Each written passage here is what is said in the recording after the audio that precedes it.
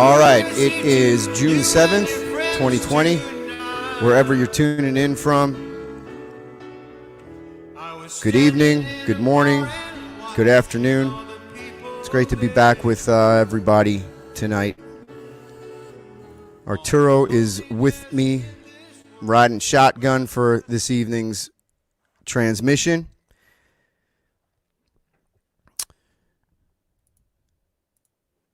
You got to unmute your mic. There we go. How you doing, all right. Michael?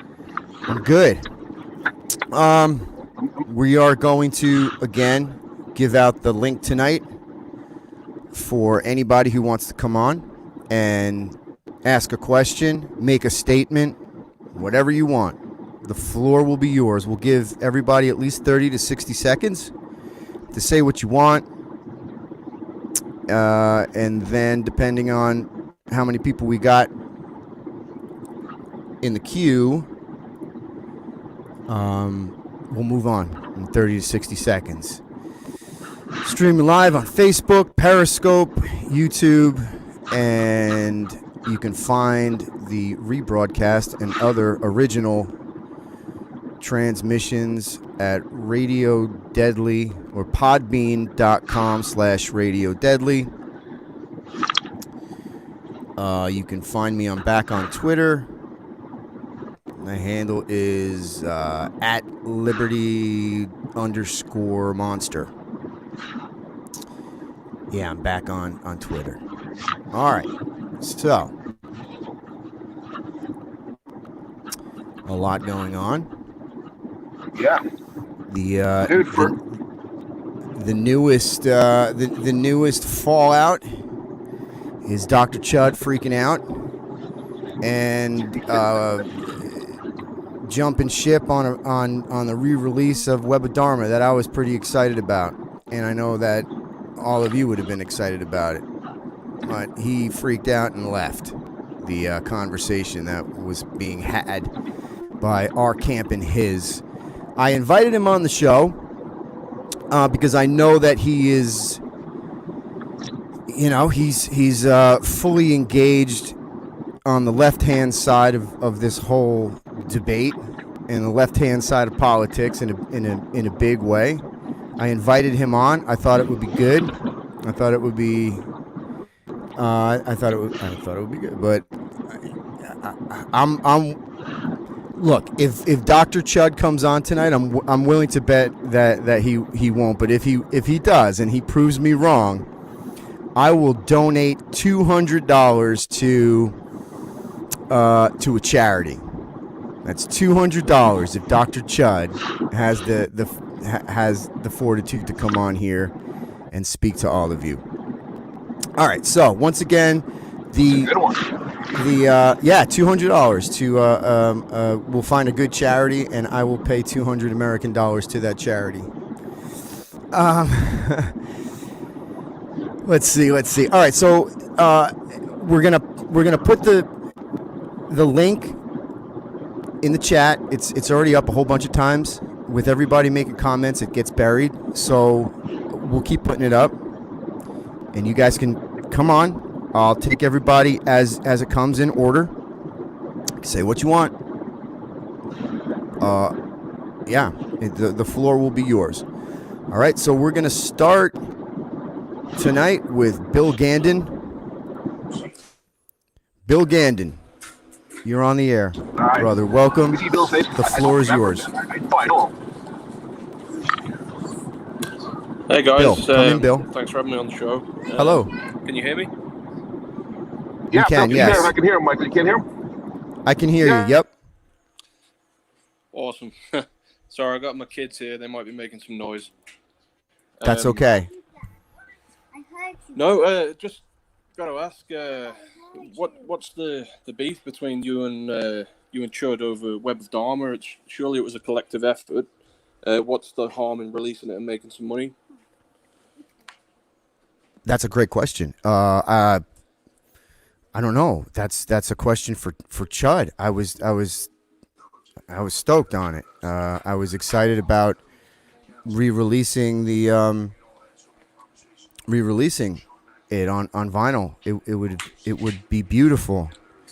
and it would be great for people to see Chud and I doing something together. You know, when we went to South America last year, I reached out to Chud and asked him to play drums, and he said no. Again, I thought it would be really cool for people to see half of the 90s Misfits playing together, playing Famous Monsters and American Psycho. I thought that would be a pretty cool thing. So I don't know. I don't know what Chud's beef is with me. You know, you can't figure these things out unless people talk, and he doesn't talk to me. So, and as everyone can see, I'm pretty out there. I put myself out there. I'm not hiding behind anything. You want to know something? I'm out there. I'm trying. I really am. I recall probably around 10 years ago, he blocked the digital reissue. The digital reissue of Web of Dharma? Yeah. He controls all that. He controls all of it. As far as I know, when we were doing that, you know, he was in charge of everything. He took all the money. He took the record. So out of respect for him and from what I understand, he's the legal owner of the sound recording. As much as I think that's a crappy thing to have done to me, I can't step on his feet, or I would have re-released it years ago. Yeah. And I thought that it would have been a really cool thing for, again, like you said, everybody. I think that we would sell a lot of those records. So, and it's not just me getting the money. It would have been me. It would have been Chud. It would have been Graham and Tom as well. Yeah. A lot of people are asking about releasing they call it Web of Dharma 2. I think, did you record it with Paulie, or was it with Gotham Road? Yeah, Paulie and I went into the studio and tried to redo it. You know, and that's cool. And then, you know, there's live recordings of those songs, but the original is the original, and the original has such a cool sound, and you know, it's the original, so it captured what was happening at the time, and it has that feeling, it has that sound. So there's just no way to redo what we did. So we'll keep working on him. You know, I know he get his feathers get ruffled when I do things like this, but you know. All right, we're gonna move on. Bill, thank you very, very much. Thank you. Yeah. All right. Zola, hey. You are on. How are you? Good to see you. I'm good to see you. Have you talked to Tom or Graham about this? I haven't spoken to Tom about it. I believe Graham knows about it. That'd be interesting to hear their point. Yeah, I think that those guys, or at least Graham is Let's see, he knows what's up.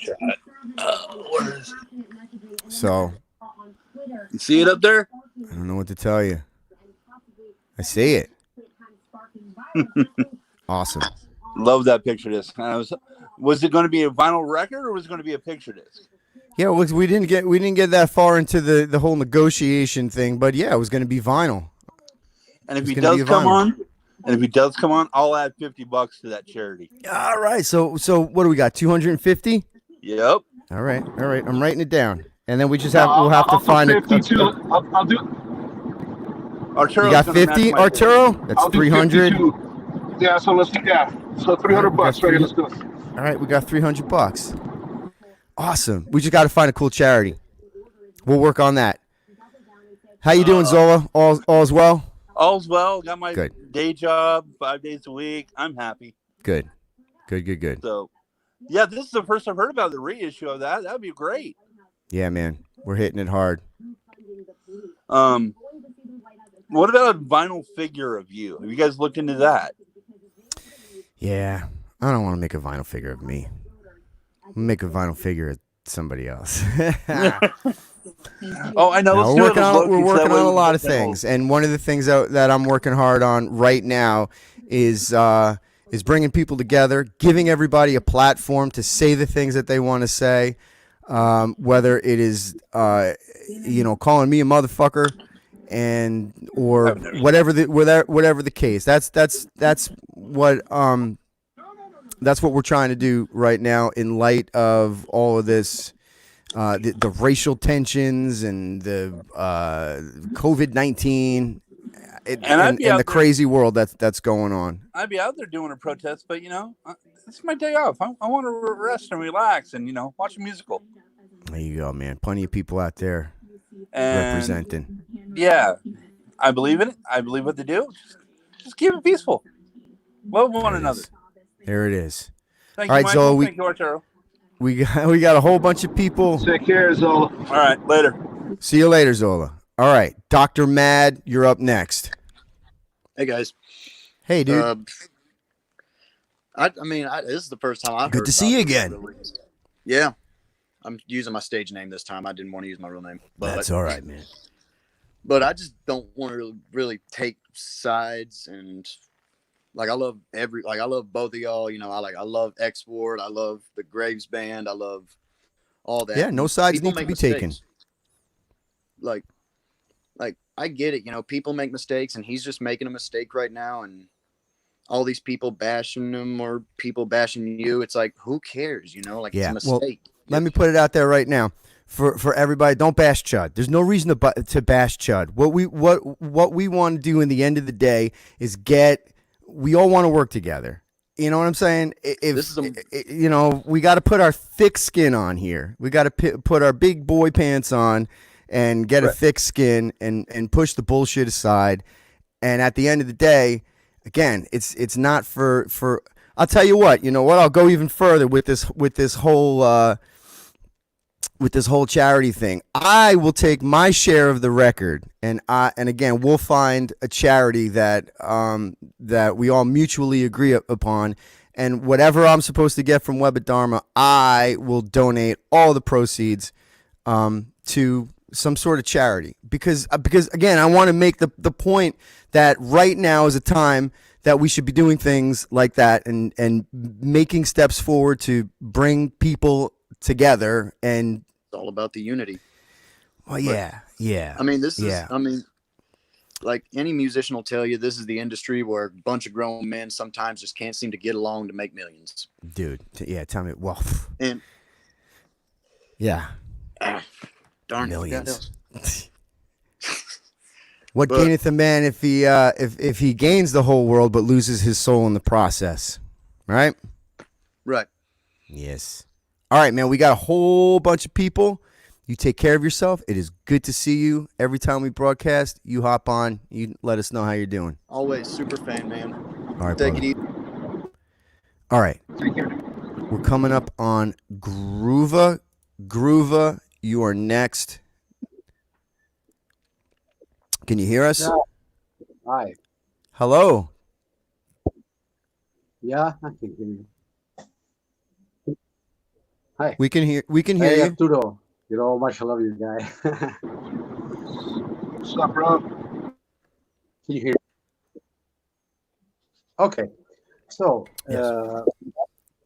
strides on the United States, because I live in Italy, so it's something that we cannot understand completely. So, but the idea that I get is that what I learned in my life, it's to receive love and give love back. So I don't get the point of changing the mind because someone thinks something different about you of you. So if you have a different opinion, it's not right to just turn your back to someone that you call friend, for example. Right. What I can say is that I own a little, so if you need help in some way, thank you. That's what I can say. Thank you very much, crew. Thank you. Take care. Yeah, the whole cancel culture thing's kind of sucks, but that's the point. I'm here, and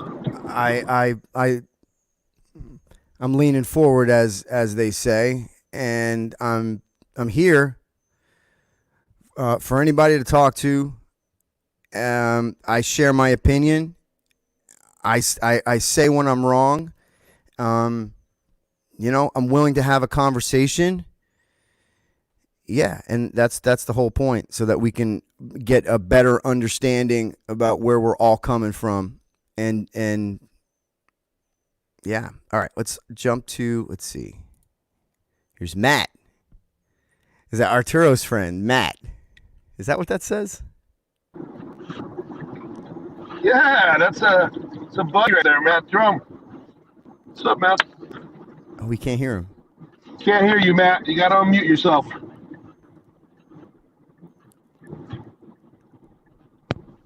Matt. There you go. There you go. I'm of the opinion that if they really thought this through, that they're not just being reflexive and, just jumping on the whole woke wagon. Who remembers Ice Cube and Body Count? Everybody raising hell about the record, the one album on the Body Count debut LP. Right. I mean, Yep. no such thing as bad advertising. Right. Even if people hate your guts, they're still going to buy your product. I think it just blows my mind between what I saw last night with the guys and then this now. Really kind of cutting your nose. They're cutting off their nose to spite their face, or trying to spite your face by doing it, which makes absolutely no sense, because now nobody's making any money. One question I do have, though, what about the Gotham Road stuff? Don't you have exclusive rights to that? Yeah, we're working on it. Loki and I are working on it. Loki is actually with JV right now, and we just talked to Paulie a couple of weeks ago. I haven't gotten a message from Paulie, but either way. But I know Paulie's heart, and boy, is it big. So we're going to re-release that stuff, and we're working on. I know Loki's been working on his rig and writing, and we want to re-release the old stuff as well record new stuff. And yeah, so we would love to bring Gotham Road out on the road again. Yeah, we're working on it. There's just not enough time in the day. You were looking for a charity. I don't know if Arturo remembers him or not, or if you know him. You guys know Joe Ripple from Scares to Care? Yeah. You know what? That's not. Yeah, right. Yeah. Joe lives right there in Towson, Maryland. He's friends with me. He's friends with Donnie. He's friends with Matt Burns and all of them. Scares That Care? Is that what it's called? Yes. If you look him up on Facebook, it's Joe Ripple. Just like. Okay. But he's tight with guys like Derek Mears. He's always had Derek and Bill Mosley and Kane Hodder at his event down there in Williamsburg, Virginia. Nice. He definitely has inroads and can get whatever you were able to contribute to. Someone that can definitely use it, because his big focus is it's like Make-A-Wish. Yeah. It's kids with life-threatening illnesses. Yeah. I don't know if I ran into him or did an event where he was there, and I saw that charity. So cool. I wrote it down. We'll definitely reach out. Appreciate that. The hell happened? All right, Matt. Take care, man. Guys? Okay. Skip is next. Skip. Stand by. There he is. Skip. Oh, sir. I think we. After there I it talked is. yesterday, I researched some stuff about the punk scene's early days, and I know a lot of people you've toured with and played with, them and their fans weren't always treated the best by the police. And a lot of raids, a lot of cracking skulls, because punks were not seen as the mainstream, and they were able to be abused. I wonder if some of your contemporaries see that and how they were treated, and how they were treated by the. And again, like I said, like your father is was probably an amazing police officer, and you can see it by how you were raised and how you treat your fans, how you treat everyone around you. What an amazing man you are. Well, thanks, man. But I wonder your contemporaries, like Chud, and in the earlier days, how they were treated, and maybe there's a resentment to a lot of that, and it's a hard pill to swallow sometimes, when it comes to the past and how people are treated. And I'm not saying you're right or wrong. It's not my place to judge you. It's just, I don't know, with the way things have been going, how we need to proceed in the future in a more open-minded way. And I just want to say I love you, man, and just reach out to your brothers, especially with you donating money and donating to a cause. That's a beautiful fucking thing what you're doing. And I respect you as a human being. I don't have to agree with you. I don't have to agree with you anything. But I respect your music. Music is the one thing that brings us all the fucking together. Amen. And we gotta stop letting this division between us and musicians. You guys are the front line that cures the soul of America, it cures the soul of the world. All the pain, music cures it. And you guys are letting this division get to you. And you guys gotta fix that shit, man. Find a common ground some way or somehow. Like your new album, you speak of all love and all your acoustic piano album. I adore that album. And you're speaking of so much peace and love, and it's a hard thing to do and a hard thing to exhibit in the real world. And you're trying, and I don't know, man. I just thank you, man. Thank you for having these open forums. Thank you for allowing at least to see the other side and trying to give people voices. You're part of the solution, not the problem. This right here is part of the solution, not the problem. And thank you for everything, man. Again, we don't have to agree. We can disagree. But what you're doing is the right thing. Thank you. That's all I gotta say. Thank you, Skip. Thank you. That was well said there, That was great. All right, what do we got next here? There's no name, so hey, there you are. Hey, how are you, man? Good to see you. Good to see you, Arturo. Michael, how are you? I'm doing well. I know that guy. That's our buddy from Mexico, Ivan Graves. Yeah. He runs Michael Graves' unofficial fan club in Mexico. Yes. What they want. We were just talking about That's Mexico right, this baby. afternoon. We were talking about Mexico City. Oh, I hope so. I hope so. In Guadalajara too. Yeah, for sure. Ivan, you have to Yeah. unmute. Oh, you can. I can't hear him. Okay, sorry. Arturo lives in the car now. Every time everybody You hear me, sees Arturo? you're in the car. Olivia. Well, my question is, what's next to the band? Oakley, What's Kansas. next? What's for next the to band? Michael Graves? Well, July 31st is supposed to be the reboot of the Long Road to You tour, the acoustic tour. We're supposed to head back out on the road July 31st, and then pick up in. Are we supposed to go to? We're supposed to go to Europe at some point. I think in October, maybe, or August, the end of August. Yeah. So the next thing is going to be the acoustic tour. And then there's a bunch of dates in Europe that we're supposed to fill, which will then push us towards the coming new year. We were and we continue to talk about and planning South America and Latin America. I want to spend as much time as I possibly can in Latin America and in Europe, especially Eastern Europe. We had plans to. And this is going into, I guess, 2021 now, to head back over to Asia and Australia, just get back out into the world and play. I mean, obviously things are different now.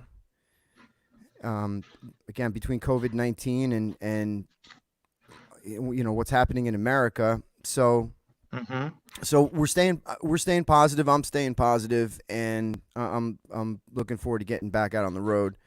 I'm developing the podcasts, which hopefully will at some point maybe become some sort of radio show, reach more people. But in the meantime, it's an effective way to give everybody a platform for whatever, to again gain access to me, to gain access to us, and directly talk to one another. I want to release a new record by Christmas, by December 25th. Awesome. Yeah, we're doing the online event series, trying to be innovative, trying to stay busy, which we are. I hope so. See you in the next shows. I'm in Charlotte now. All right. Well, see ya. Thank you. All right. Jim is coming on next. Here we go. Jim. Hello, Jim. How's it going, Michael? Very good. All right. I just want to give you kudos, and I thank you very much for speaking your mind. And this comes from an Army vet who spent 27 years in the military. So I just want to thank you very much for everything you've done. And you keep voicing your opinions. We live in America. This is the land of the free. We're all brothers and sisters. We're all under one God. And I just want to thank you for everything. And I don't want to take too much of your time, but I just consider it a privilege to be here tonight. Thank you so much. Thank you, Jim. God bless you, and your family, all your brothers and sisters. Thank you very much. Awesome. All right. All right. I'm going to post the. All right, for people that perhaps just joined us, the link to get on the transmission is in the chat. We can only have 10 spaces, so if you're clicking on trying to get in and you don't get in, just keep doing it as we cycle through the callers.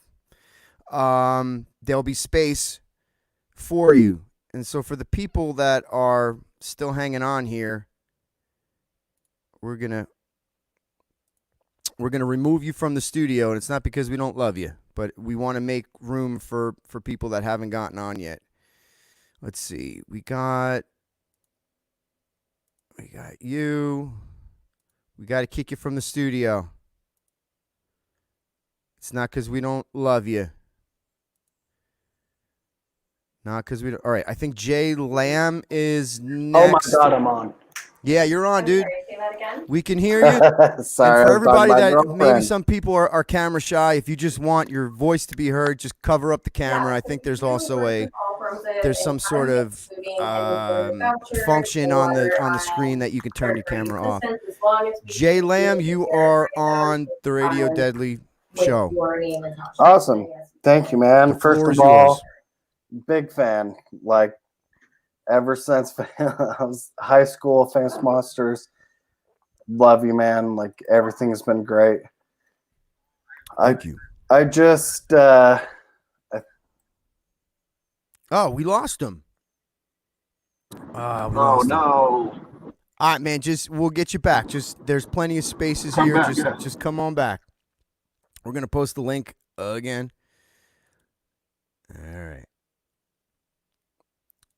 Yeah, somebody's all right, we'll get to the comments in a minute. All right, C Chick. You are on the Radio Hello? Deadly.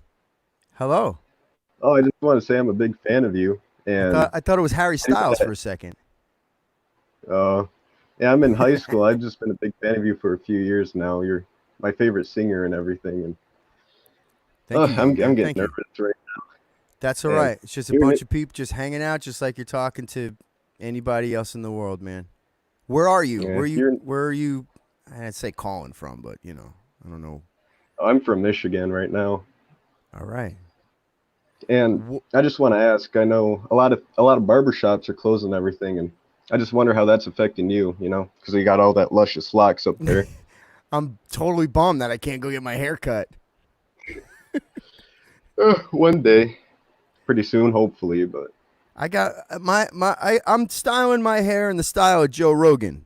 It's the Joe Rogan. oh yeah, dude. that's a I good walk look. in, I'm like, That's a good look. make it like Joe. Yeah, that looks good. All right, see ya. Thanks, brother. All right. Jamie's next. Hello, Jamie. You are on. Hey, what's up, guys? Good to see you. Thanks for having me. You're welcome. Been a fan for a long time. Kind of nervous too, like the other guy. You have to be nervous. Take your time. I had a couple of questions. Are you guys still involved with Hydraulic Entertainment and the Kickstarter programs? Yeah.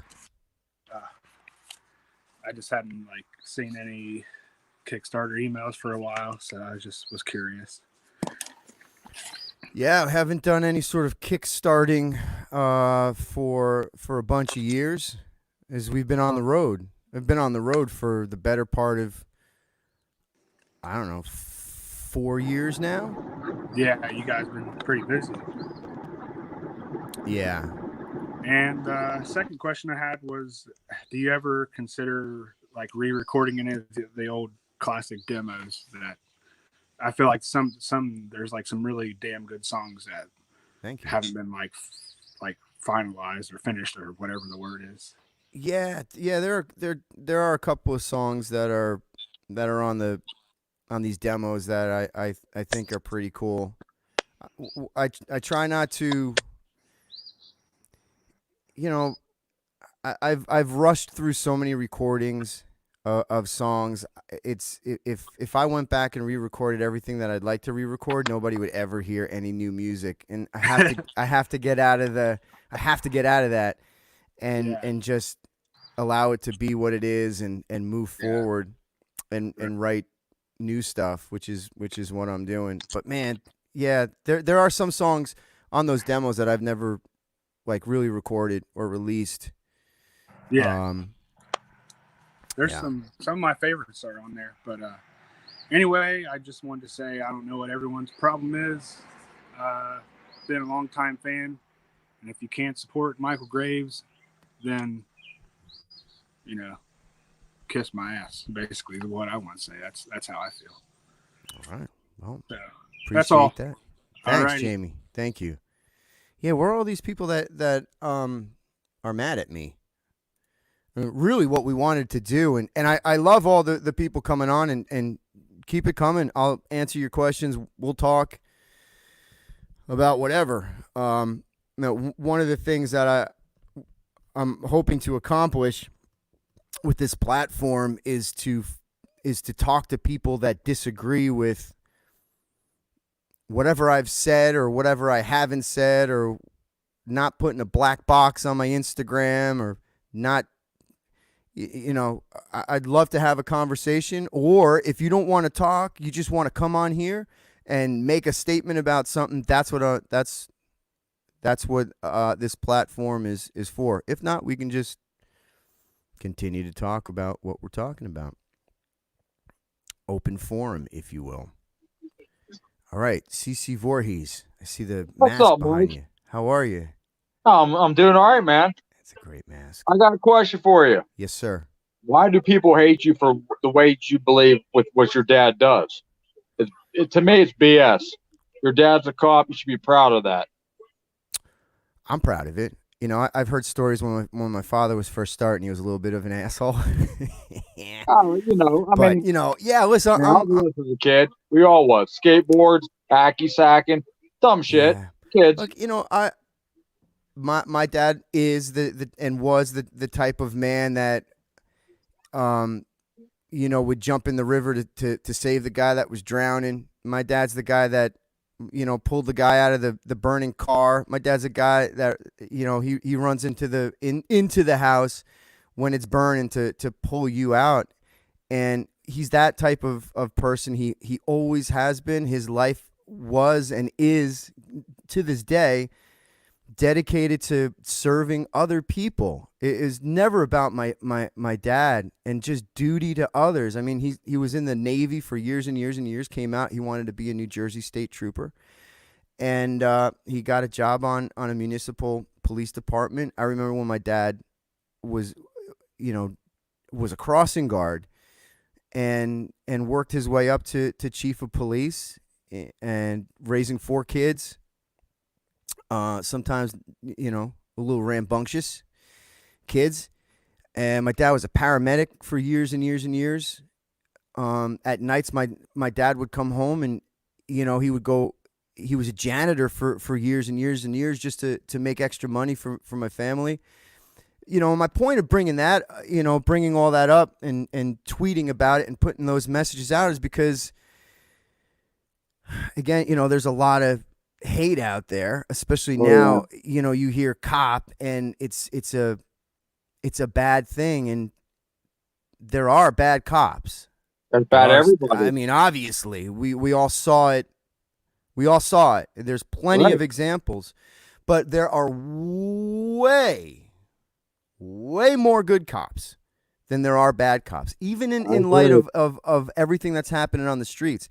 You don't hear the stories. We don't hear the stories of these guys and what they have to face and what they're going through because they're being demonized and that kind of sucks. And so, and I talked to my dad and, his heart breaks because that's the type of character that most of these guys have. Their hearts are so big and they're so selfless that they're willing to dedicate their lives in that way. I'm so proud of my dad. I hope to be half the man that my dad is. I agree with you. My cousin's a cop. He does his best. He's fair. But, with anybody, people aren't perfect. That's right. And I totally agree with you, man. Absolutely. And it's wrong for people to sit there and just judge people because of who their parents are or their family are, whatever. Everybody's all about judging people now, but they don't look at what's behind it. I agree, man. Absolutely. Thank you. Yeah. Yeah, Arturo, all these people that take such take offense to my position and my stance, where are they? Right. I know it's Sunday. Well, Maybe everybody's busy, but I don't know. All right, well, maybe let's look at some of these. I'm going to look at some of these comments here. Jason Lamb, I hope you've figured out how to join, but if not, there's a link that's posted on the chat. All right, you're not a member of the Misfits, nor was he. Actually, I was. I wrote 2 albums with them and most of the songs. I was the lead singer of the Misfits from late 1994 to 2001, whether you like it or not, Mr. Matt Tamos. Boom. All right. Any chance of a 90s Misfits reunion show? That's up to Jerry only, and only Jerry. I'm in. If we can make it work. All right, let's see. Look, someone said that's on Jerry. Scott Banker is absolutely right. Imagine all these no-name musicians trying to make something of themselves by using the Graves name. I won't respond to that. It breaks my heart that Howie and Adam have left. Adam's a good guy. Howie is really virtue signaling right now, and it's really sad and it's very hypocritical. If again Howie has an open forum, if he wants to come on this show and debate me, in his post he said that I'm misinformed and I don't know what I'm talking about. Well, here I am. I went on one of the biggest shows out there, and I'm here on one of the smallest shows in the world, my point is I'm not hiding behind Facebook or Twitter. I'm here. I'm for 25 years, for the better part of 25 years, wrong or right. And I have said when I'm wrong. And I own up to it. But I'm out there. I'm here, and I'm in the ring, and I am doing, I'm participating in the animating contest of liberty, and I'm putting it all out there so that you guys can hear. Again, I don't know where all these people are that hate me so much and think that again, I'm not necessarily looking to argue with people. I'll debate the issues. I'll talk to you about how I feel about things and how I see them. But I love all the love that's coming. But if you're out there and you disagree with me, maybe you don't want to debate. If you just want to come on here and just speak your piece, I will mute my microphone and give you as much time as you need to talk. I'm not looking to make anybody look stupid. I'm not looking to get angry with it. It's not about that. This is for everybody to say, hi, I'm whoever, and this is how I feel. And if you don't want to put your face on and you just want your voice to be heard, that's cool too. All right. Michael, it's like you, me, and Loki, man. We all have 3 different point of views. We're 3 different people, and we get along like brothers. And if there's something that I like, I tell you, you tell me. We go back and forth. Same with Loki. It's the same thing. So yeah, I agree. This is the perfect forum. If you have a problem, bring it up. Yeah. You have open doors here. Somebody's asking about. Hold on a second here.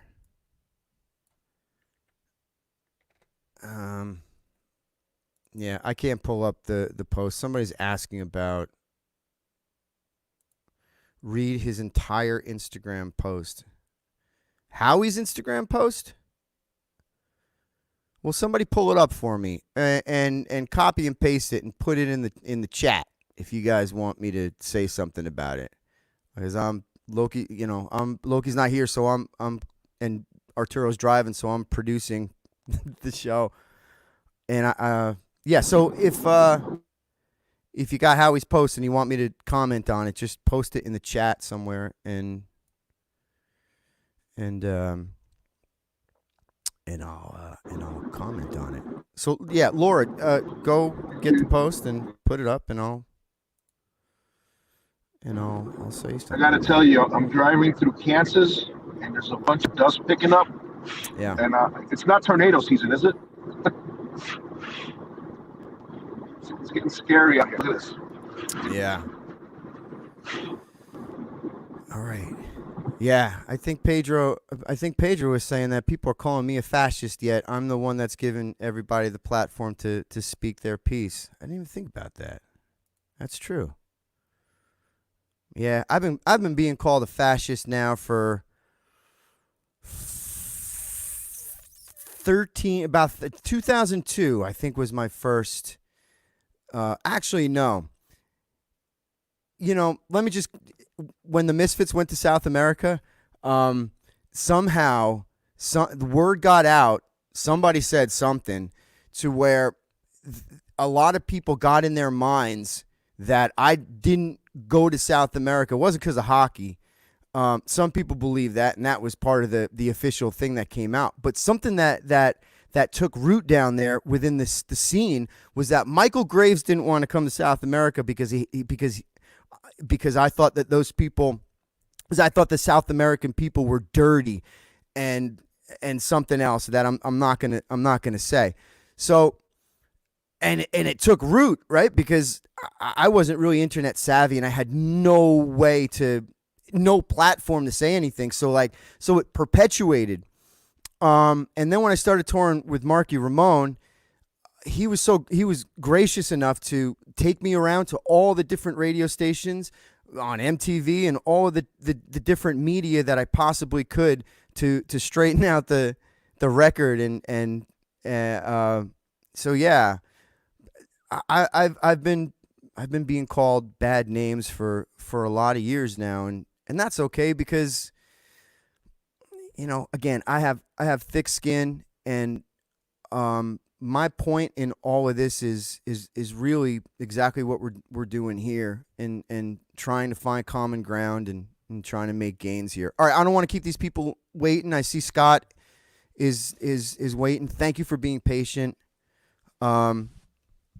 Scott has gone black block. That's cool. Or did we lose him? You there? What happened to Scott? Oh. Scott who? There you go. Scott Free. Scott Free. Oh, wow. I didn't know it was... That's All you. right. I thought I lost you. I thought I lost you. Well, I The didn't know floor, I the put- floor is yours. Well, hey, Mike. You know, I met you back a few years ago at Orange Grove, California, at the boardwalk. Been a really big fan since then, and still a big fan of you now. And you know, when it comes down to it, it's just like, I mean, I don't have a problem. Everybody's got the way that they look at things, and you know, you just got to respect it, even if you disagree or not. And you know, I know in the past some people have called you fascist and had some things, you know, they had this, you know, whatever they had against that is what they had against it. You know, I don't hold anybody accountable for how they feel. I just hold people accountable on how they act. Mm-hmm. And you've always, you know, when I met you back a few years ago, you were very, very kind. You greeted me with a handshake and a hug. And I'm thinking to myself, this is a really good human being, regardless of what he thinks. And you know what? There's no fault I have for you. And I don't think anybody should really fault anybody's opinion for, you know, nobody should fault people's opinions on what they feel and believe. It's just, when it comes down to it, this, you know, what makes people bad people is if they act upon it in a very, very unsavory fashion where it's inhumane. And you've never done that. And there's a lot of people who haven't done that. I come from a very long line of people who have been in law enforcement, Sacramento Sheriff, Sac PD. And you know what? They've all gone through many, many different trials. They've done their job. They've all retired. And you know what? Not one of them looks back at anything as that they've done wrong or have done anything that they felt would be against anybody's civil liberties. And so I, you know, just got to say, I don't know what I'm doing. There's so much going on, you know, you kind of get lost in it all. Yeah. You just do your best, what you can do. And yeah. Mike, just keep rocking, keep doing what you're doing. Love and supporting Sacramento, Thanks, Orange man. Grove. So take care. You take care as well. All right. Let me just jump real quick over to some of these comments here with all these people that are they're so tough on the comments, but Dylan Weaver, Black Lives Matter. I want to know why. I want you to come on and tell me why you support that. I tell you why I don't. I want you to come on and tell me why. And Jason Lamb, you absolutely are in the queue, brother. You're there. Where else? Where's that other one? Yeah, and Joe Blackwood. Joe Blackwood, he's a big tough guy. Who in his pictures, big tough guy. He thought he lost you like all his bandmates. That's actually pretty funny. That's pretty funny. All right. Next. Jeff's coming on. Right? Wait. Yeah, we got Scott. All right. I'm not kicking you out of the. We're moving you out of the studio just so that to make room for more people. All right. For anybody that totally disagrees with me or even a little disagrees with me, there's the link. The floor is yours. You know, come on here and again, say what you want. Call me what you want. Ask me, challenge me. All right, Jeff's coming on. There's Jeff. Hello, Jeff. Hi, Michael. Thank you for giving me a moment to talk to you and Arturo. I 150 million% disagree with your views, but I want to ask you about them, and I want to ask you a question. I'm not here to call names or Yeah, that's what we're anything here like for. that. Thank you so much Okay. Thank you so much. Okay, Go cool. ahead. Cool. All right. So I listened, I listened to the previous podcast. I listened to your guys' discussion, and then I listened to there was like a Radio Deadly podcast thing that you put up as well. And I listened to that. And towards the end, I became immensely disturbed, and I was wondering if you could clarify your comments here. You said you started to compare white Anglo, and again, I'm not exactly quoting your words. It's a paraphrasing of your words. But if for anybody who wants to hear what I'm speaking about, just go to Radio Deadly. You can watch it on Podbean. The Radio Deadly show #1, the last 5 minutes of Michael talking, and you started to talk about the prosecution of white Anglo-Saxon Christians and comparing it to the Jews during the Holocaust in Nazi Germany. Can you clarify those statements? What does that mean? I don't understand. So what I was getting at, what I'm saying is that it's about demonization. It's the demonization of white people and Christians, white Christians in particular, folks like me, the bitter clingers, the irredeemables. When you just take people that believe in something, whether it's by their race, their ideology, and you put them in one basket and you demonize them to the point where their lives aren't as equal to yours or the other folks that are more righteous than you, what happens is we get on a slippery slope and we get to the point where we're at now. Now there's not, we've got to the point where the Jews were herded into camps, and there was genocide committed. That's right. By saying by talking about white Anglo-Saxons being prosecuted in the same way as the Holocaust. This is very similar to a theory amongst white supremacists. Again, I'm not calling you a white supremacist. I'm just stating that this is very similar to a white supremacist theory about white genocide, about the plight of white people in this country, as opposed to right now. There is we're in the middle of an epidemic right now, and the epidemic is black people are getting murdered by the police, and we have video evidence. It's happening over and over and over again, where there's just all these situations where unarmed black people are getting murdered. And we've seen situations where, hold on, I'm going to let you talk. Let me just finish my statement. I apologize. No, don't apologize. Okay. All right. Okay, cool. Because I'm trying to have a conversation here. I don't want to, I'm mad. I'm mad, but I want to talk. Because I hear you saying like you're against Black Lives Matter. And it's like, like, would you, on the 4th of July, would you say all countries matter? You know what I'm saying? It's like, or would you say, there's a lot of analogies that are being put out on social media right now where it's like, if one person is starving, everybody else has something to eat, and one person is going, why can't I have some food too? And everybody around the table is going, well, everybody matters, not just you. It's like this singling out sort of situation. And, again, like I said, there's video evidence. This is not like a he said, she said thing. This is like people are being just murdered, unarmed. Okay. Sorry, go ahead. So let's start with Christian genocide. Yeah. Do you agree that it's at almost genocidal the level what's happened to Christians over the past decade?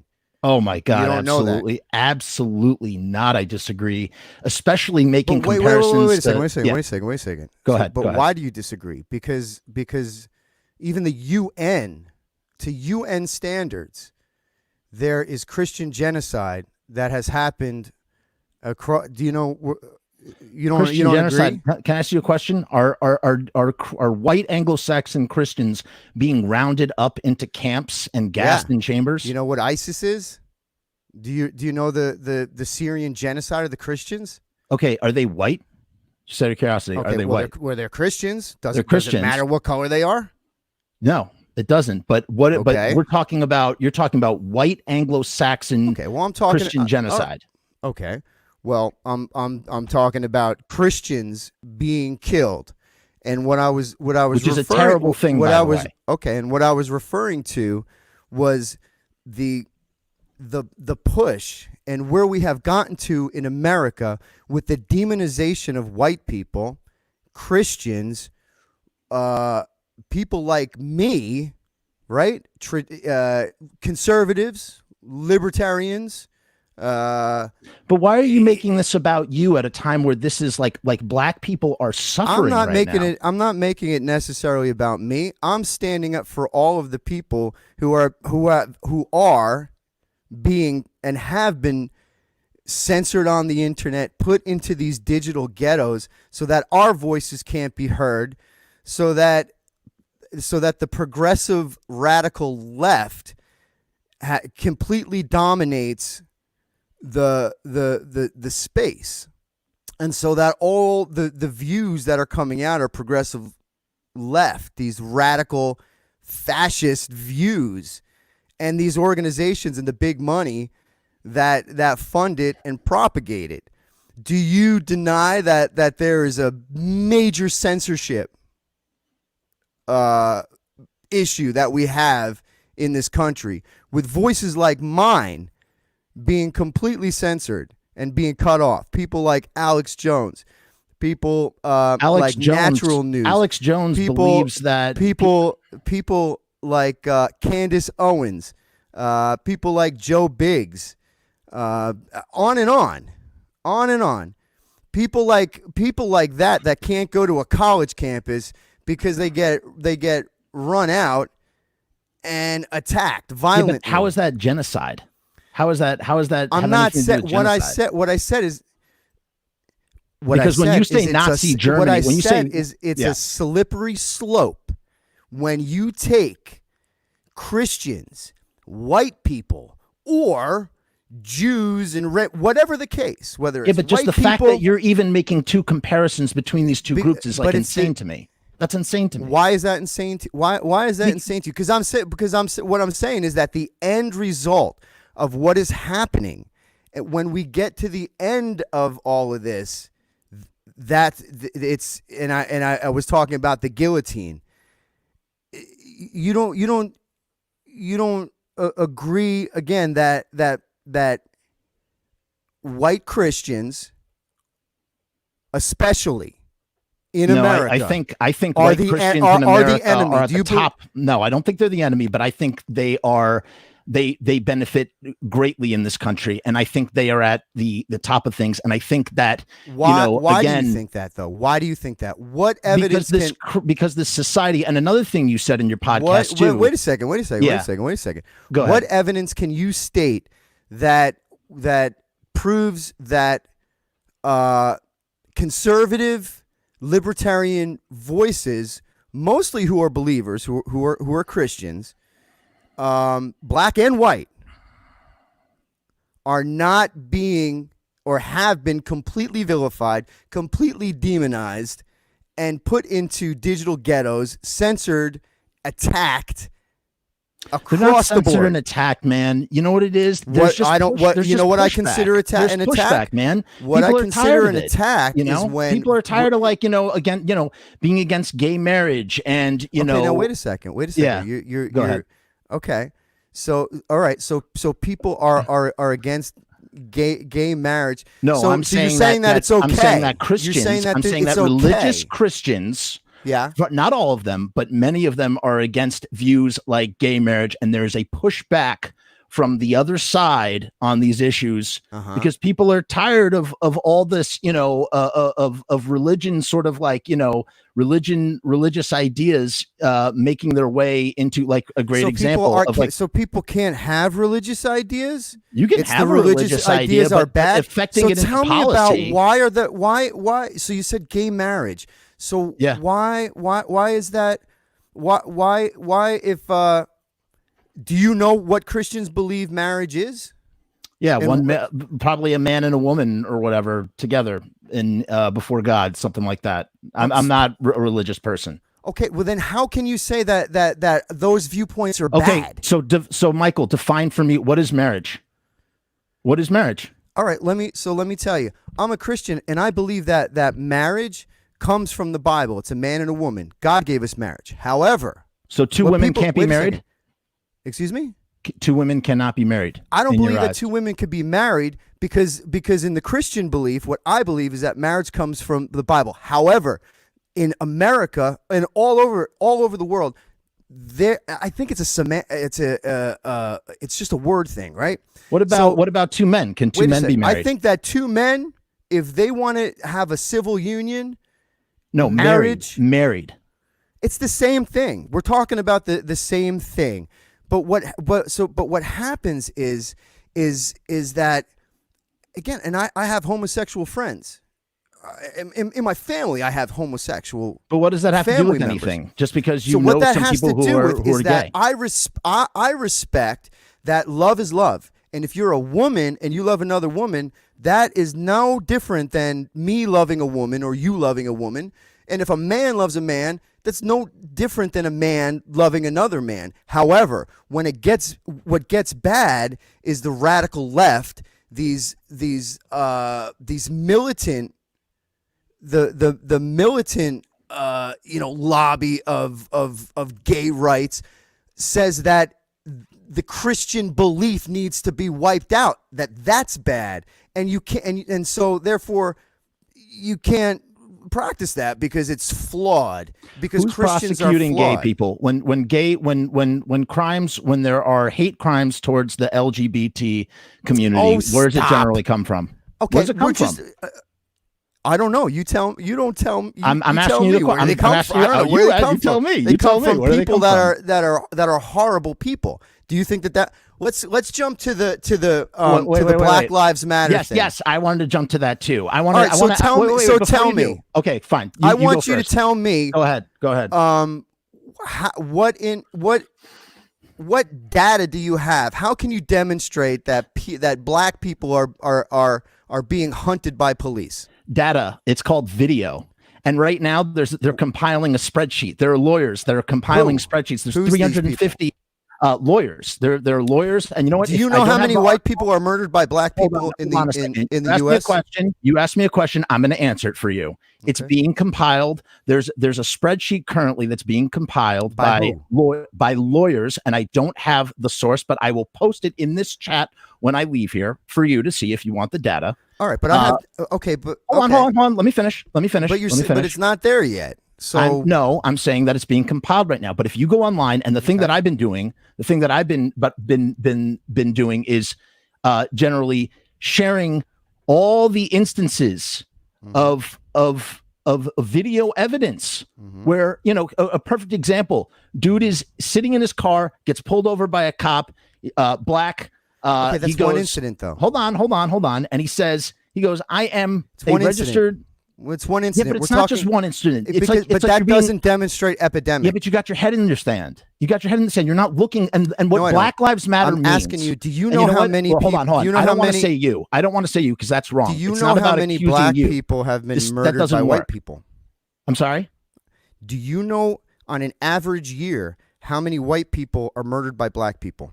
How many white people are murdered by black people? Yeah. I honestly don't, but I can tell you one thing. Do you know how many black people have been murdered by white people? You hold on. I'm asking you questions. This is my show, not yours. Where are your sources, Michael? Tell me where your sources are. Go on Google. Go on the internet. Go on YouTube and look up all these videos. There's video evidence. We saw an 8-minute videos of a white cop lynching a black dude, and that's what Black Lives Matter is all about. Okay, wait a It's second. about- I'm not done. Okay, do you know how many people Dude, were it's an killed by epidemic, how man. many white people were killed? All right, you know what? I'm not going to ask you because you don't know. Go ahead. And the No. statistics Yes, that's are true. on. Go ahead. What are these statistics? All right, so on you an asked me average the question, so give me the statistics.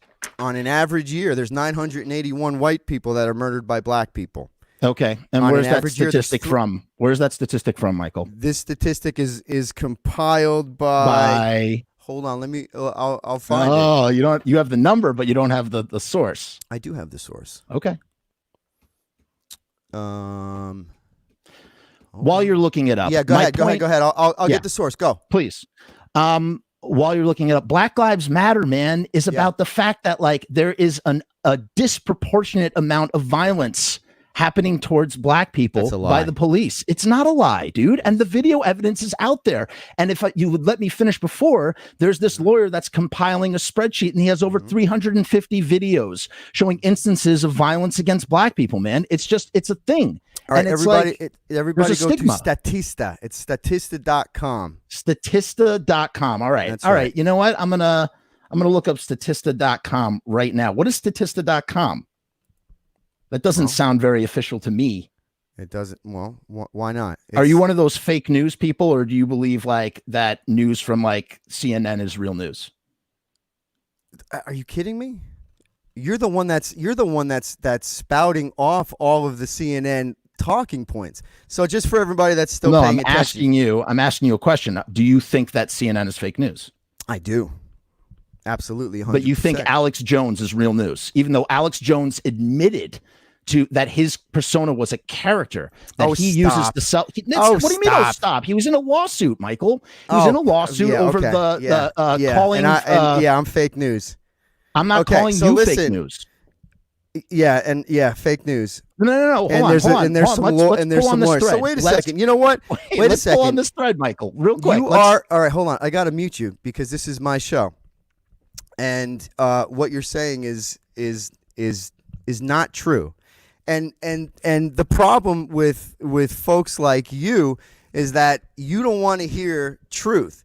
So in 2017, there was 457 white people that were killed by police and 223 black people. In 2018, there were 399 white people and 209 black people killed by the police. Let's jump to 2020. That's this year. There's been 172 white people killed by police and 88 black people.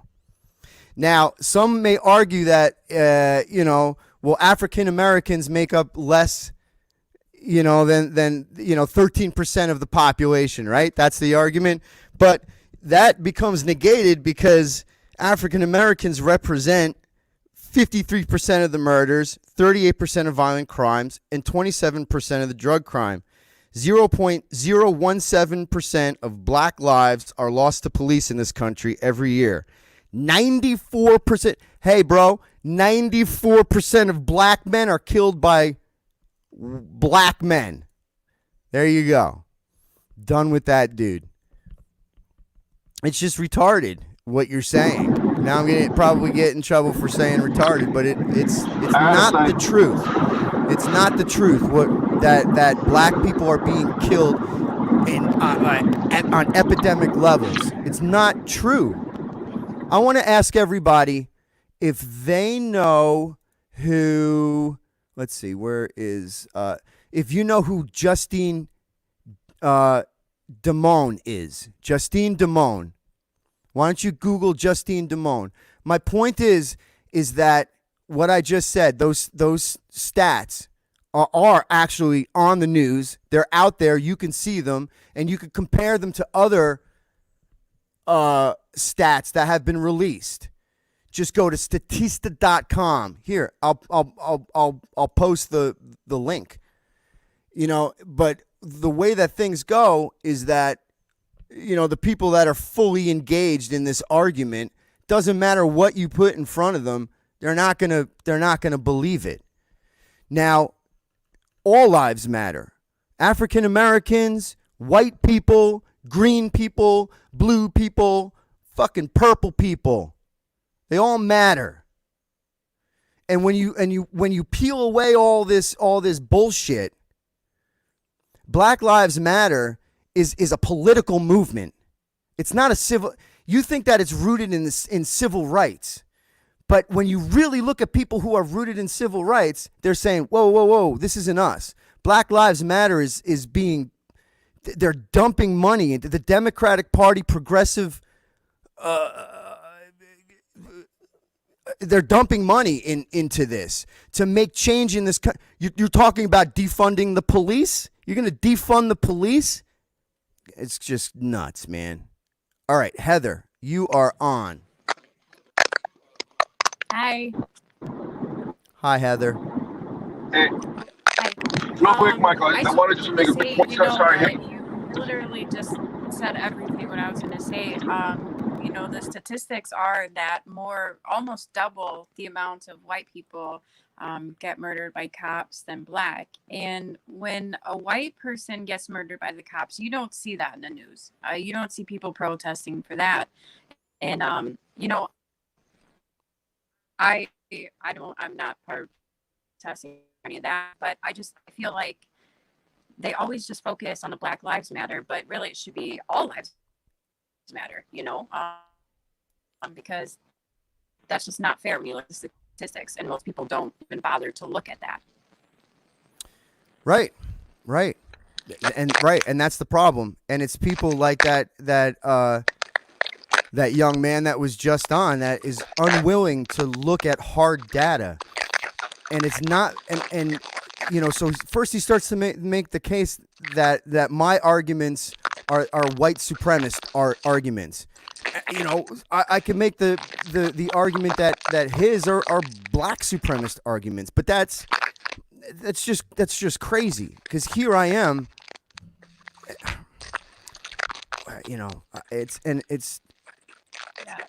it flies in the face. It flies in the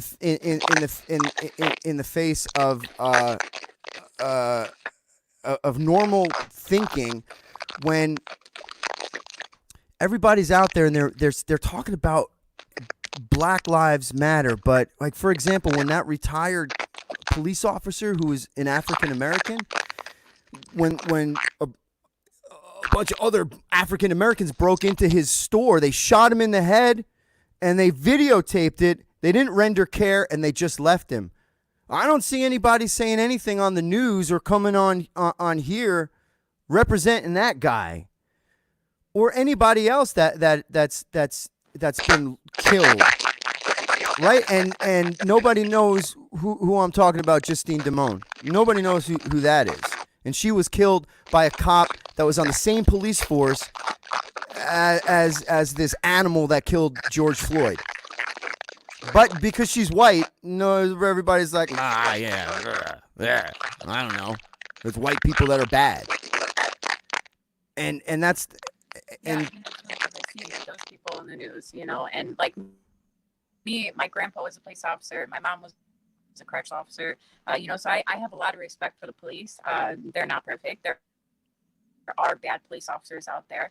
My husband's always watching those people, when they record the cops and the cops harass them, and it does happen, Sure. But this puts out a really, really bad name, for a bad vibe for all the cops out there, and they're all getting harassed right now. But a lot of the stuff that happens with the cops don't even make the news. But if a white cop kills a black man, then it's all over, But if a black cop kills a white man, they don't get any repercussions. Nothing happens. Nobody even knows about it. As you said, the woman who you just mentioned, I don't even know who she is. And, it's probably the same kind of situation, but it doesn't make the news. Nobody knows about that stuff. Which is the point. All right, Heather, thank you very, very much. Arturo, you wanted to say something. Yeah, can you hear me? I can, yeah. I was just gonna say, man. Listen, man. I mean, you make some good points. I don't agree with you 100% on everything. The other dude made some stuff that didn't make sense. I'm just saying, there's got to be a medium that we can understand. I mean, I totally get your point, and I respect your point 100%. You're my brother, you know this, and I know who you are from the heart, and I know.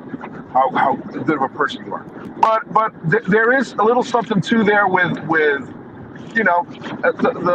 black population getting pissed off, and I can see it. I mean, as a Puerto Rican, I'm saying if it happened to a lot of the Latino people, I mean, and it's horrible what's happening to the African Americans, because it definitely is. I know it happens a lot to the white people too, but I'd be really pissed off too. I mean, sometimes, and it's not the same explain, because I guess you can say I'm passing because I look white, but sometimes when I do get pulled over, I'm like, man, this guy's gonna look at my friggin' license. And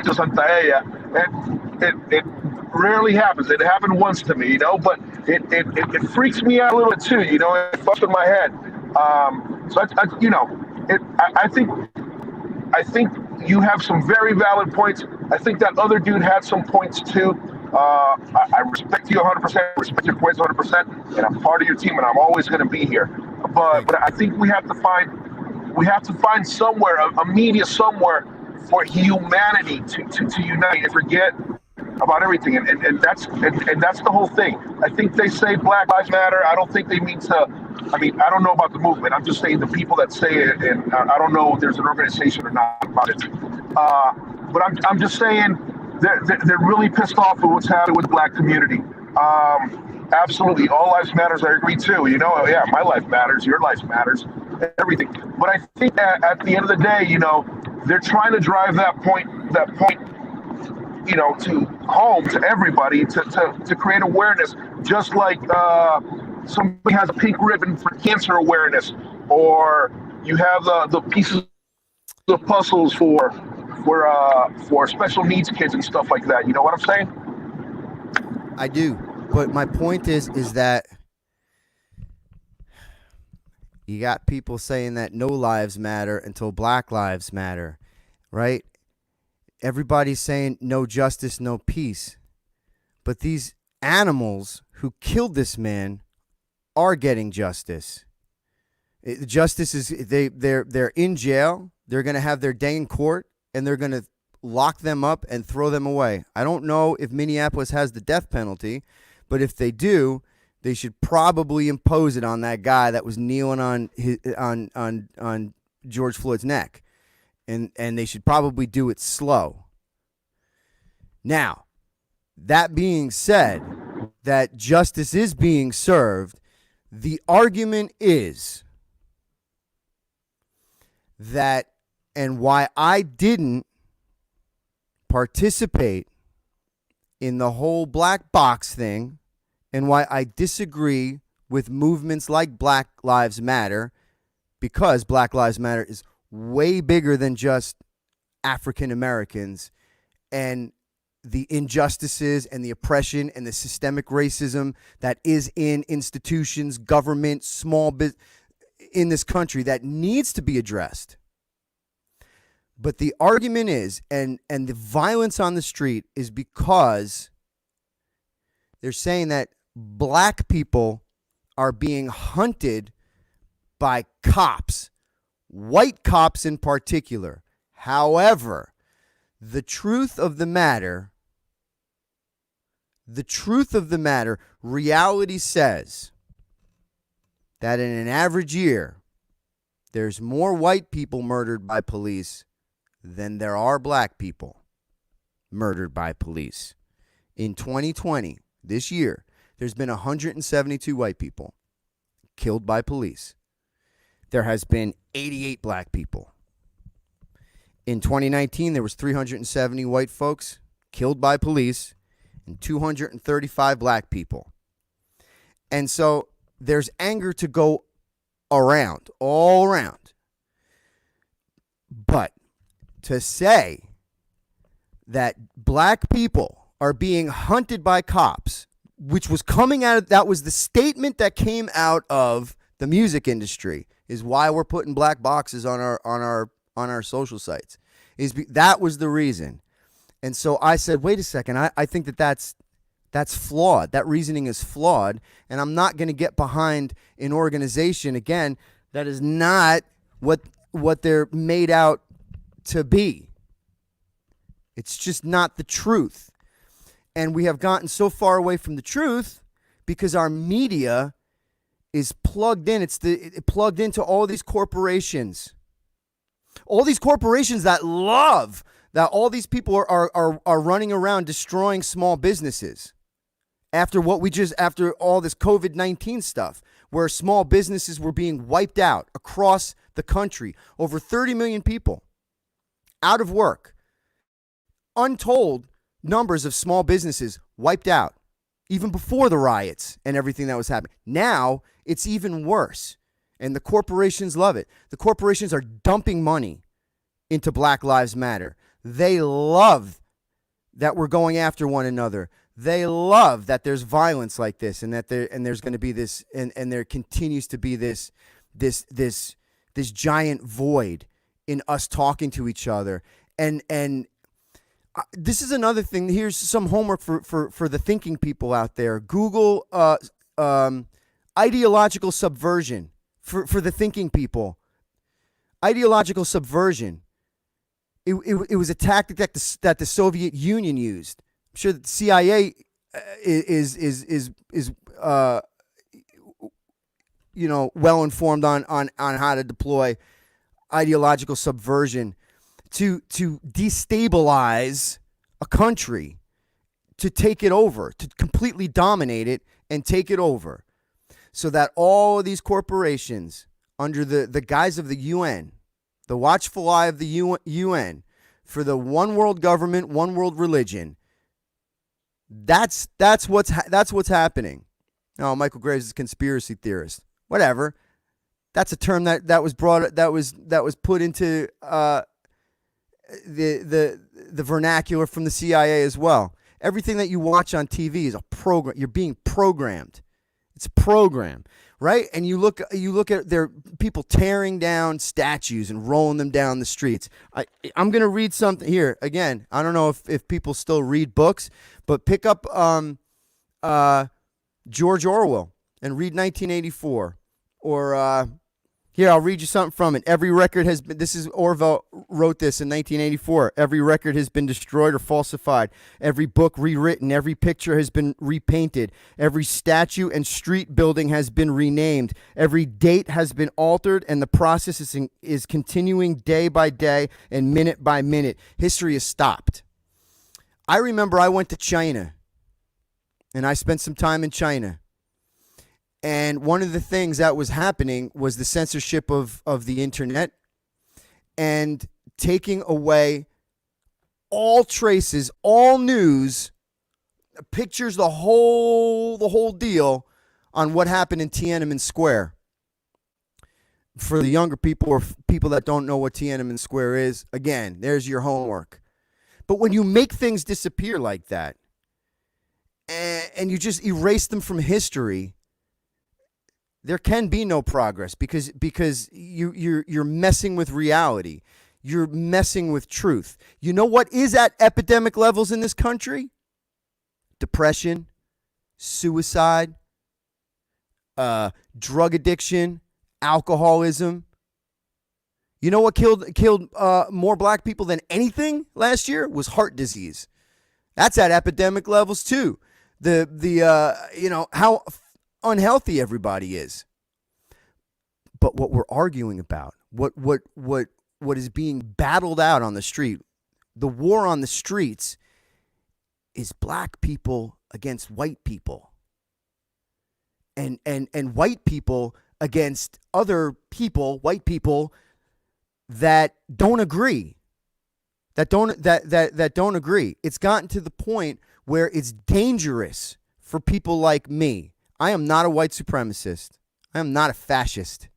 I'm none of those things that I've been called. And when we lose focus on what we're arguing about this and that and the cancer and this and that, that's not what's happening out on the street. What is being propagated is that black people at epidemic levels are being hunted and killed for no good reason. And that is fucking false. It's not true. All right, Jorge, you're up, man. Jorge. Hey, how are you doing? Also you. if I can talk about a story you have in Neuquén, I think 2014 when you go with Marky in a Yeah. tour. Yes. I was there. It was a misfortune event that someone speak to you many times Yeah. when you were singing, and I I think I was got mad. near. Yes, yes. You know why I But you got have so mad? Because it all. went in my mouth.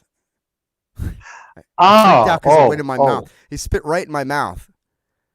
Oh, And I freaked awful. out. Yeah, I mean, no. Well, I was near near the stage. When you stopped singing and said, "Okay, let's go," many many guys point to one guy that was the spitting the spitting guy. Um, by my surprise, I saw one girl that was Yeah.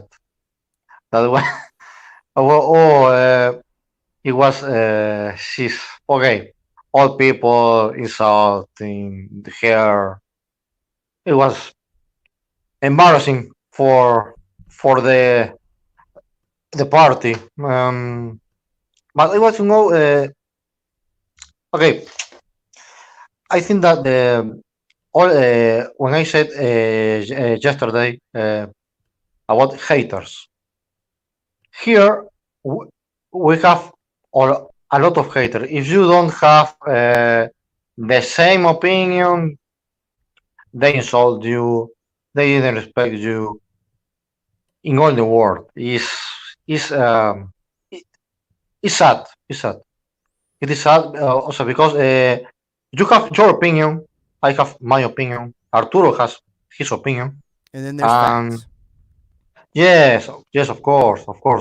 But I didn't. I will never insult one of my favorite artists or musicians or actors if if he or she has a different opinion than me. Yeah. I mean, Yeah, one me man. too. Yes, of course. Or Michelle, I will never stop listening to your music, or if I can attend your shows, because maybe you are a Trump follower, and it's okay. I mean, I am not a Trump follower. I am not American. I am from Argentina.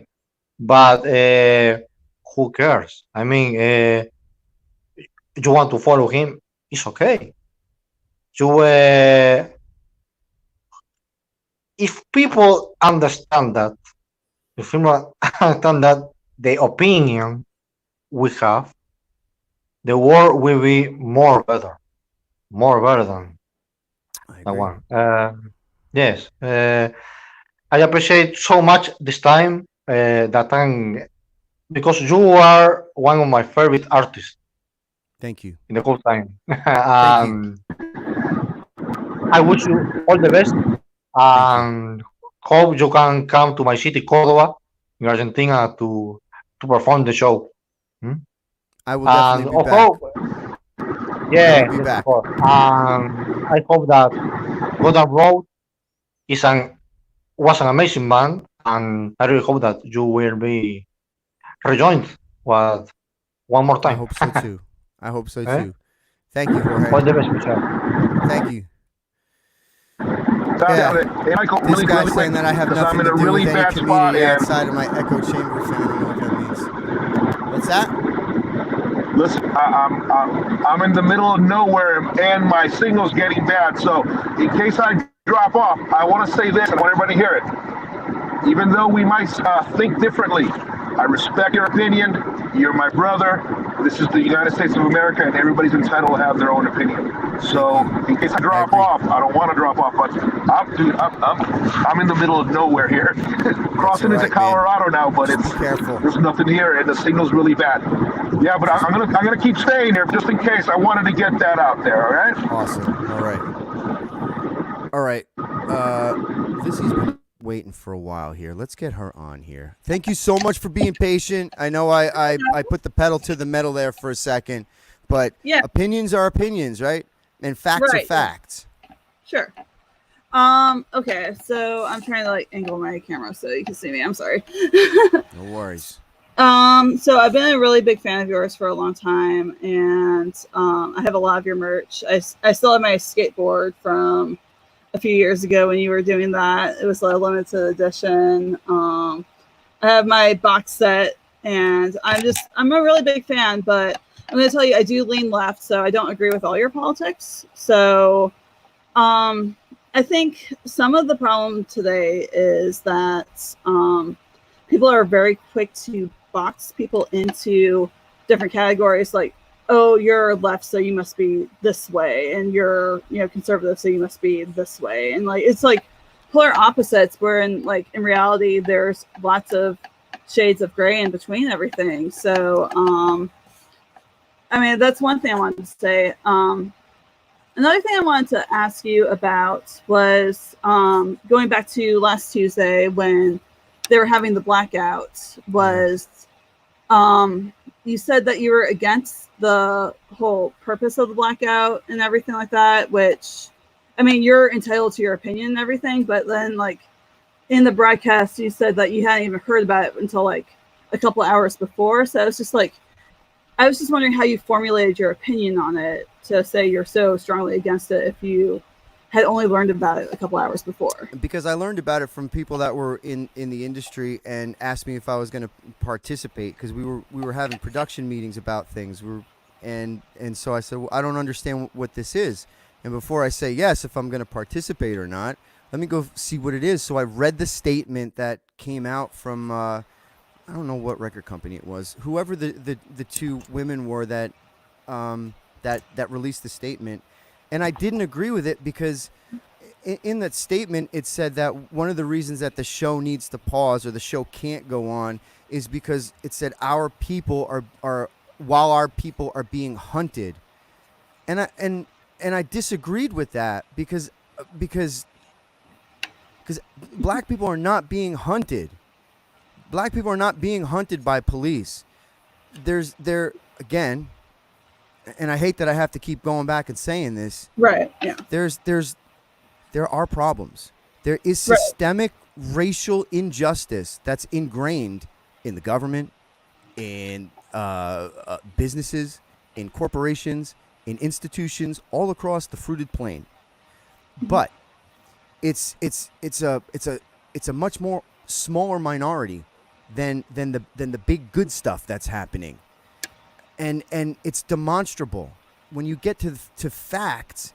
Thank God that it's not the way that it is. There are problems that we need to talk about, and that's one of them. Racial injustice is definitely one that we have to talk about and get over and make better. And we all have to figure out how to do that.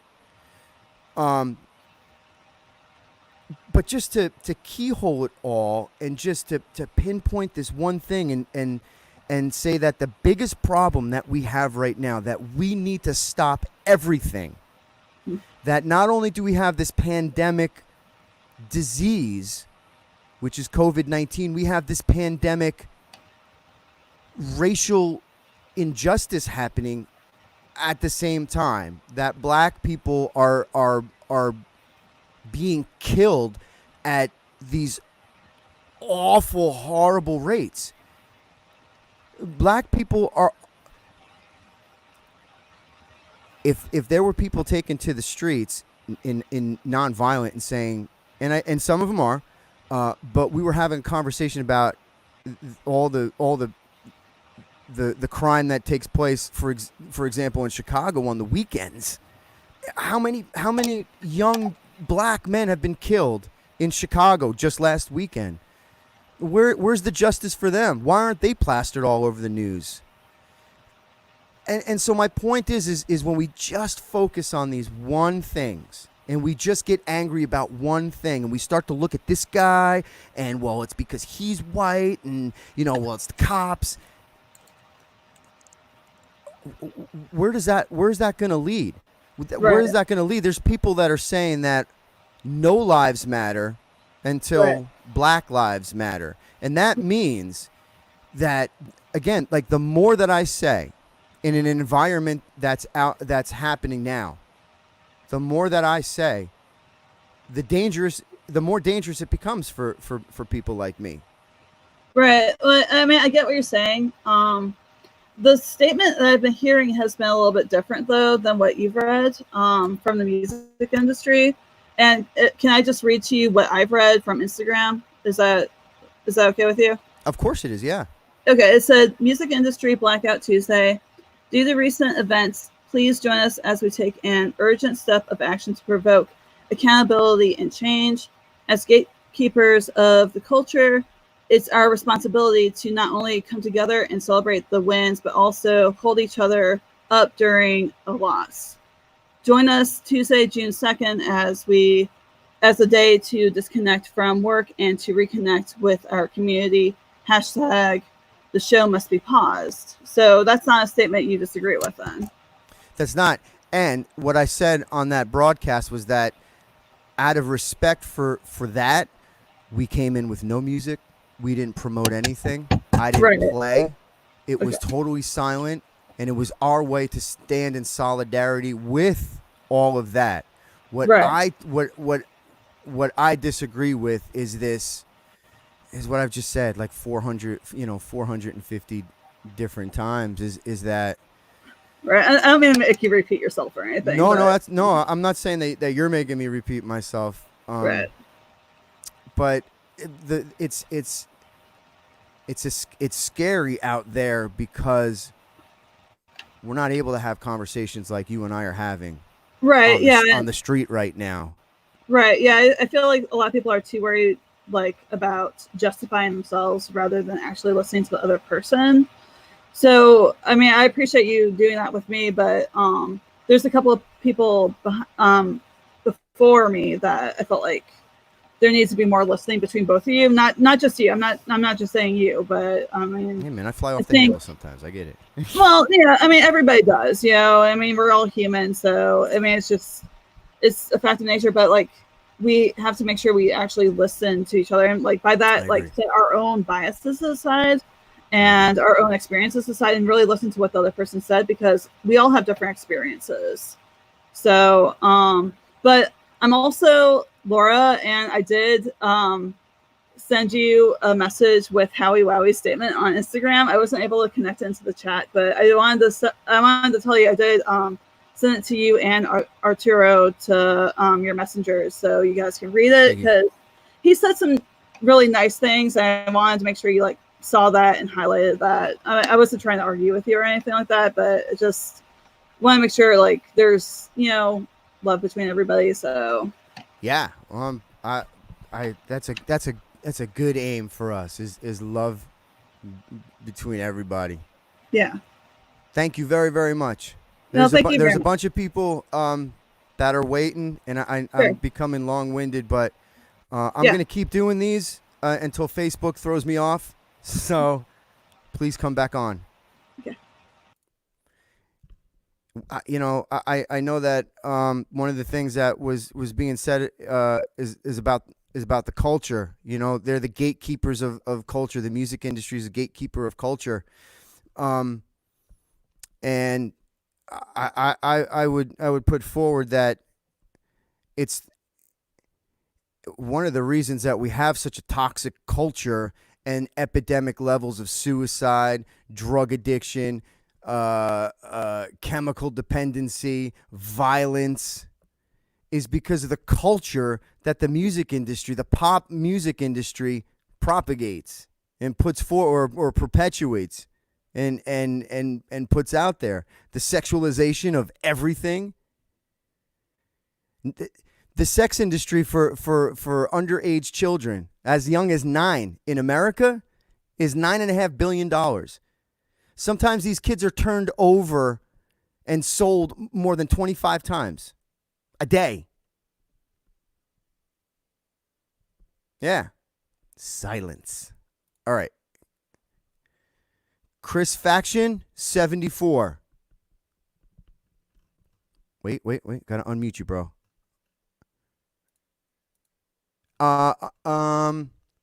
You gotta unmute yourself. There should be a little like microphone deal somewhere. Okay, here we you go. bro. I hear you. All right. Hey, Mike from Waco. I've brought you right on. I've brought you through a couple of times. It's been a while. Yeah. But so I saw the thing about the band, and then I'm seeing the thing about Chud, and it's pretty wild. I mean, okay, so for myself, I've been one of those guys that the media has been calling racist because we arm up, we throw on the Hawaiian shirts, and we're going out and walking with the protesters. We are, trying to keep the peace. Here in Waco, we've had 2 peaceful rallies, and then also in Temple, Texas, a peaceful rally. And I think really the key is communication on the ground with our communities. All of these problems that we're seeing right now start at the community level. I mean, and I can just, if I can encourage people to do anything, it is get out in your communities and talk with people, and get an understanding of what everyone else thinks the problems are in your community, instead of paying attention to what's going on, in your state capital and in the nation's capital and everything. Let's pay attention to what's going on in our cities and do something from there, because the face-to-face interactions, those are the ones that count. And you find out that tensions are not what the media is saying they are. That's right. I agree with you. I agree with you. The media exacerbates it and just adds fuel to the fire. For sure. And like I said, I've been called plenty of names. I go out there and I stand with my rifle and I've got my gear on and all that, and I'm out there to stand in unity with my community. Yeah. Yeah. I'm there because I care about my community, and I'm there to protect protesters' right to free speech and to protect private businesses if things go bad. And I thought it was interesting when I was scrolling, I saw that, you were talking about Chud kind of backlashed. And after a protest I was at on Sunday, he commented on one of my pictures of me armed standing with some BLM protesters. And he told me, good job, which I thought was interesting, because he and I have had conversations when it comes to firearms that, we're not, we disagree, Yeah. And I thought that was really, it took me aback a little bit, because he was like, good job. I'm glad you're out there. Keep rocking. And, I thought that was kind of strange, but also, like, okay, cool. Yeah. That's about it. Community. Right on. I agree with you. Thanks. No problem. Action. Yeah. We should all find someone that's a little bit different than us, maybe disagrees with us, and talk with them.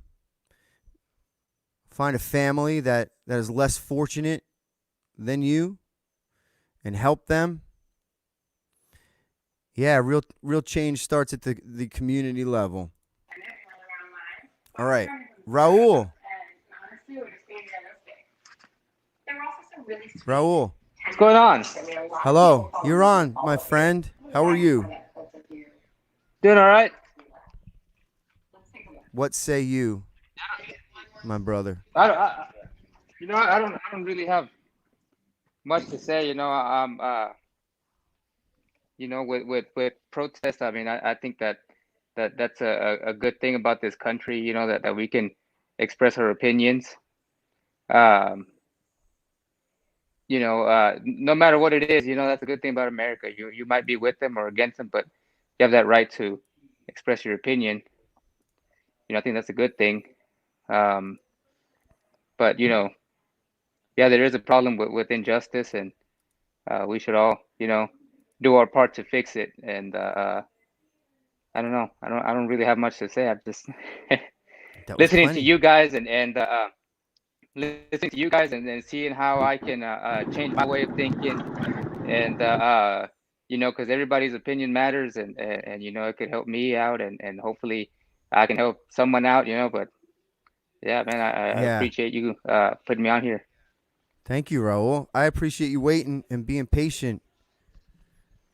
You come on anytime. There goes Raul.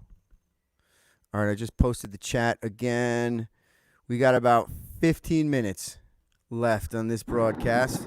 So let's get to, I think, Jamie. Jamie's waiting. Hey, Michael, I was on earlier. Thanks for having Hey, me dude. back on. Yeah, man. I just wanted to contribute to the conversation. What this post was originally about, the Black Lives Matter argument that you were having earlier. I think the entire country has failed to realize this is an opportunity. Instead of singling out one group, you know, everyone should unite. And to me, this entire ordeal is about police brutality and abuse of power, and just the fact that the government has such a death grip on everything and everyone, you know, and these cops are militarized in such a manner, you know, they walk the streets and like they can just overthrow any city at any time.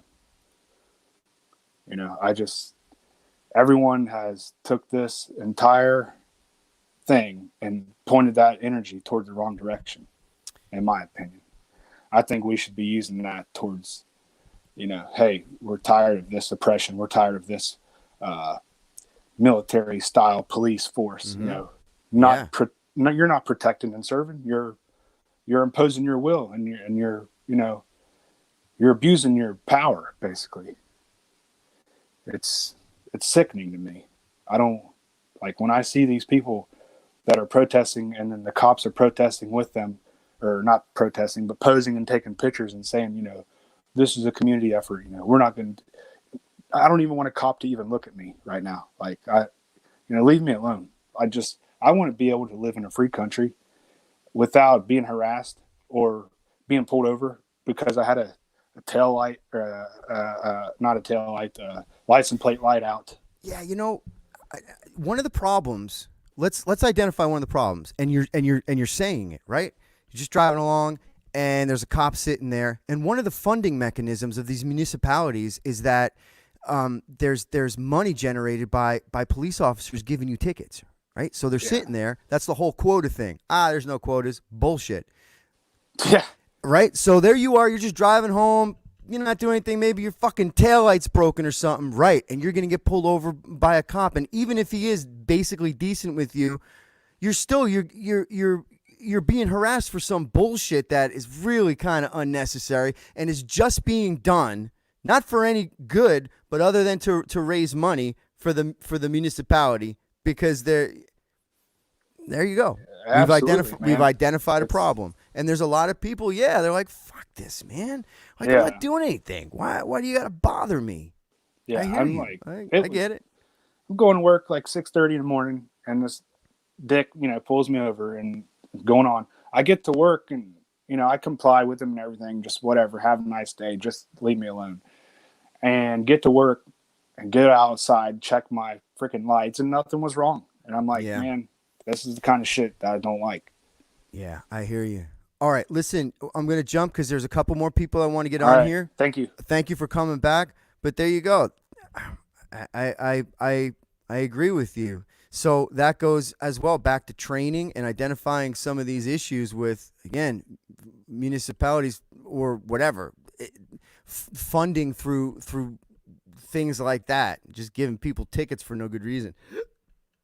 All right, not much time to go. If you guys are into this, I'm gonna keep doing this. If there's folks that we don't get to, I promise I'll be back during the week. We'll keep doing this. Jeff P. Hey, dude. You are on, brother. Can you hear me? Yes, sir. All right, dude. So going back to the people that want to defund the police. Mm-hmm. I'm Seems curious. like a good idea, right? Yeah, I'm curious to see how that's going to solve anything. It makes no sense, right? What? I don't. They're bitching about the lack of training that the police force gets. Well, kind of need the funding to get better trained police officers. Without the funding, their wages are going to get lower, so they're going to lose the quality of applicants. Yeah, man. Explain to me how defunding the police will help a thing. I can't. I just see bad things happening from that. Mayor de Blasio, I live in New York State, but the mayor of New York City just said that he's going to defund the police department. And again, yeah, I don't. What's that going to do when people that need if you need help, and there's a mother somewhere in the projects or anywhere in New York City, and their child goes into diabetic shock or whatever, and you call 911, or someone's breaking into their house. There's a drug dealer breaking into their house. Who's coming? You know what I mean? Like, who's going to come? So then you know what's going to happen if you defund the police? Militias are going to start. Militias are going to start, and now, then we're back to Lord of the Flies, man. You think that the violence is bad now? Phew. Well, and they're talking, Minneapolis is talking about disbanding their police force altogether. That is insane. Like, that's the level of insanity that we're at. We are so far beyond rational thinking, and that's what I was talking about, ideological subversion. Ideological subversion. There's 4 steps in ideological subversion, and it's right. It's what you do to countries, guys in psychological operations in the military. It's the CIA's job. Ideological subversion again was taken from Soviet tactics to overthrow countries, and it's absolutely been deployed here, and we're really close to end game. We're really close to end game. When you have people like politicians and corporations and people on the street level who are serious about defunding the police departments across this country, Katie bar the fucking door, man. Katie bar the door. Shoot. All right, dude, that's all I got. Thanks, brother. All right, Rick James, I don't see him on where are you, Rick? There you are. Okay, here we go. Boom. Rick James. Hey, pal. How you doing? Good to see your face. I know you're going to hear me? disagree with me. Hey. I see No, you. never. You're good to go. I hear you real good. All right. But, I am more on the liberal side than you, but we've had tons of talks about stuff like that, and you always have a good point, so I always like to listen. Thanks, Rick. I appreciate it. I really enjoyed the talks that we've had. Yeah, and again, I definitely fly off the handle sometimes and just start talking crazy, but like we were talking about the whole gay marriage thing. When you get to I'm a Christian. I'm a born again Christian, and so if I want in my church and in my faith, for example, to have marriage the way that I see it and the way that it is in my church and in my beliefs, leave me alone, because I am all for, I support 100% civil unions or marriage, if you want to call it marriage, that's cool, outside of the Catholic Church, that's fine. But when people start to come into the Christian, Catholic, Baptist Church, those faith-based places, and say you can't do this because it's wrong, and start to dismantle and get in the way of other people's beliefs, what do you think's going to happen, right? If for us to respect each other, I have to respect you and you have to respect me, or we get nowhere. Yep. And we flip both sides of the coin. I mean, we get along great. So why can't the rest of people figure that out? Yeah. Thanks, Rick.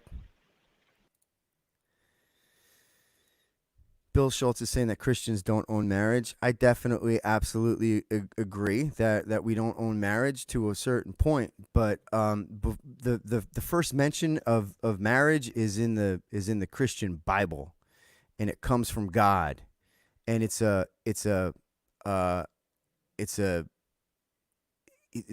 whole faith behind it. You understand what I'm saying? It's a union between two people and fellowship with God. It's and I'm saying that there's certain things that Christians believe that make up what marriage is within our church and our community. Outside of that, what other people want to do, there should be no reason that other people shouldn't get the same sort of societal benefits that people who are married under the Christian veil of things shouldn't get. Now, I get that a lot of the rhetoric that comes out of the evangelical Christian community is that homosexuality is a sin, and the institution of marriage is between a man and a woman, which it is in the Christian faith.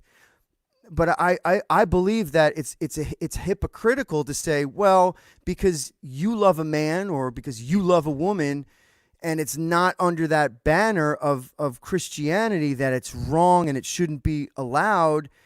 Because I don't agree with that, because everybody sins, everybody's flawed, and everybody's got to be left to do what they feel in this particular instance, marriage and love. They gotta leave each other alone. I think that's and again, I've argued this with pastors and people within the evangelical community. I'll tell you a quick story because we're running out of time, though. Well, I'll save it for next time. Let me get to these next couple of people, and then we got to jump. I'm just going to let you guys talk. I'm not going to respond so that we can get this all in. Jay Lamb, you are on the program. So, man, I got a lot of questions. Maybe I'll hit you up tomorrow. I've got a list here. Let's do one. All right, that's cool. I guess my main question would be, first off, I guess I should say, huge fan, like still going to listen to you. Love the music. I've seen you. Thank you. The past 3 or 4 times you've been in Salt Lake. My girlfriend isn't even into horror punk, and she fucking loves you too, man. You're amazing live. There's no one that's going to argue with that. But my question is, with all of the bullshit, all of the, I would call it misinformation that InfoWars has put out, and again, this is my opinion, but I believe they have, and I think it's kind of obvious. Why would you choose to associate yourself with that organization? Why, like, out of everything out there, why do you choose to associate yourself with the same organization that supports, I'm sorry, Alex Jones? I just got to say, like, he's a joke. In my opinion, he's comical. He is a joke. That's to your me, opinion. though. Absolutely, I said that. And it's also your opinion that the information that he puts out is false. Because Some of it is proof. But you have to cite specific examples. Okay, Katrina being a hoax. Is there an Katrina Look being it up. You can absolutely find that. He told people to stay home. It was all a hoax. Chinese hoax, of course. Uh-huh. And they stayed home. Okay, well, I didn't see. I don't know There's- that he ever said that Katrina was a hoax. You can find it. That the storm itself was a hoax. Absolutely. It's Chinese All hoax. right. Well, can you send us a link? Absolutely. I'd love All right, to. cool. But All right. so I'll ask him. So you think InfoWars has not produced just more than other news sources I would consider garbage information? Very biased, at the very least, to say definitely biased. I don't see anything about Alex Jones and Katrina. I'll put it in the link. I'll find it. Yeah. Could Yeah, you please answer do. that question though? Yeah, go ahead. I'm sorry. Go ahead. Like I feel like InfoWars just produces a lot of garbage. Right, but that's your Like, opinion. Absolutely. I definitely agree with that. And I feel like, I don't know. I know I'm not the only one that feels that way. And you can find, if you research, I mean, thing after thing. I do. That, like, I mean, the that's basic why example is Alex Jones saying chemicals are turning people and frogs gay. And that's what Alex Jones said is that there's a chemical in the water. Absolutely. That bleeds into the water. Yep. That turns amphibians essentially, gay, right? It's Are they gay or are they? Because a lot of toads and all right, frogs don't so even not have gay, sex. right? So they're asexual. Mhm. The chemical atrazine. I think it's called atrazine, and it messes with the reproduction system of amphibians, because amphibians like soak up what's in the environment, and this chemical has such. Everybody does. Excuse me? Everybody does. I mean, that's in the water you drink. If you soaking into the, ground table, you're filtering it, you're still getting a lot of those things. I definitely understand that. Maternal exposure to atrazine in drinking water has been associated with low fetal weight and heart, urinary, and limb defects in humans. Atrazine has been shown to slow down the development of fetuses in animals, and exposure to high levels of atrazine during pregnancy cause survival of fetuses. A restricted herbicide, which is called atrazine, is used primarily on crops, not around the home. It can be purchased, applied. The herbicide also lowers levels of the male hormone testosterone in sexually mature male frogs by a factor of 10 to levels lower than those in normal female frogs. Okay, I can Atrazine understand is that. dangerous because it's linked to reproductive defects in fish and prostate and breast cancer in laboratory rodents. Absolutely. So that is not false. And Alex Jones was right. That's not what I said, though. Yes, it is. So all homosexuals have low testosterone? And that I don't know if yeah. What are the dots I think they're yes. connecting? Well, so the connection is that when what I just said, that I heard you. atrazine, when it's put into the drinking water, it's linked to serious health effects. It's an endocrine disruptor. Where And does it? Where are you seeing it? and it interferes with homosexuality. Oh, listen, I'm going to get to it. Please, It interferes with hormonal activity of animals and humans at extremely low doses. It disrupts endocrine, right? So hormonal activities within male. So if you have a man and you give him something and his testosterone levels drop, he's wants to be a homosexual now, apparently. not necessarily. Well, he's has more That's estrogen not in what their body. testosterone is or does. Huh? Testosterone affects sex drive. It doesn't direct your sex drive to a penis or a vagina. It affects it, absolutely. So But you don't I believe mean, that lower levels of testosterone will cause you to be more feminine? there's physical traits you may experience, just like using things like steroids. But I don't think it's gonna turn you homosexual. I'm sorry. And I don't think there's any proof that shows it does. Yes, it's linked to these things that you're saying, but more specifically to homosexuality, I don't think it can compute. Scientists are And continuing to sound I'd the alarm rather- about common chemicals, including atrazine, and the link to changes in reproductive health and development. Endocrine disruption and toxic levels can be found to feminize male frogs and cause homosexual behavior.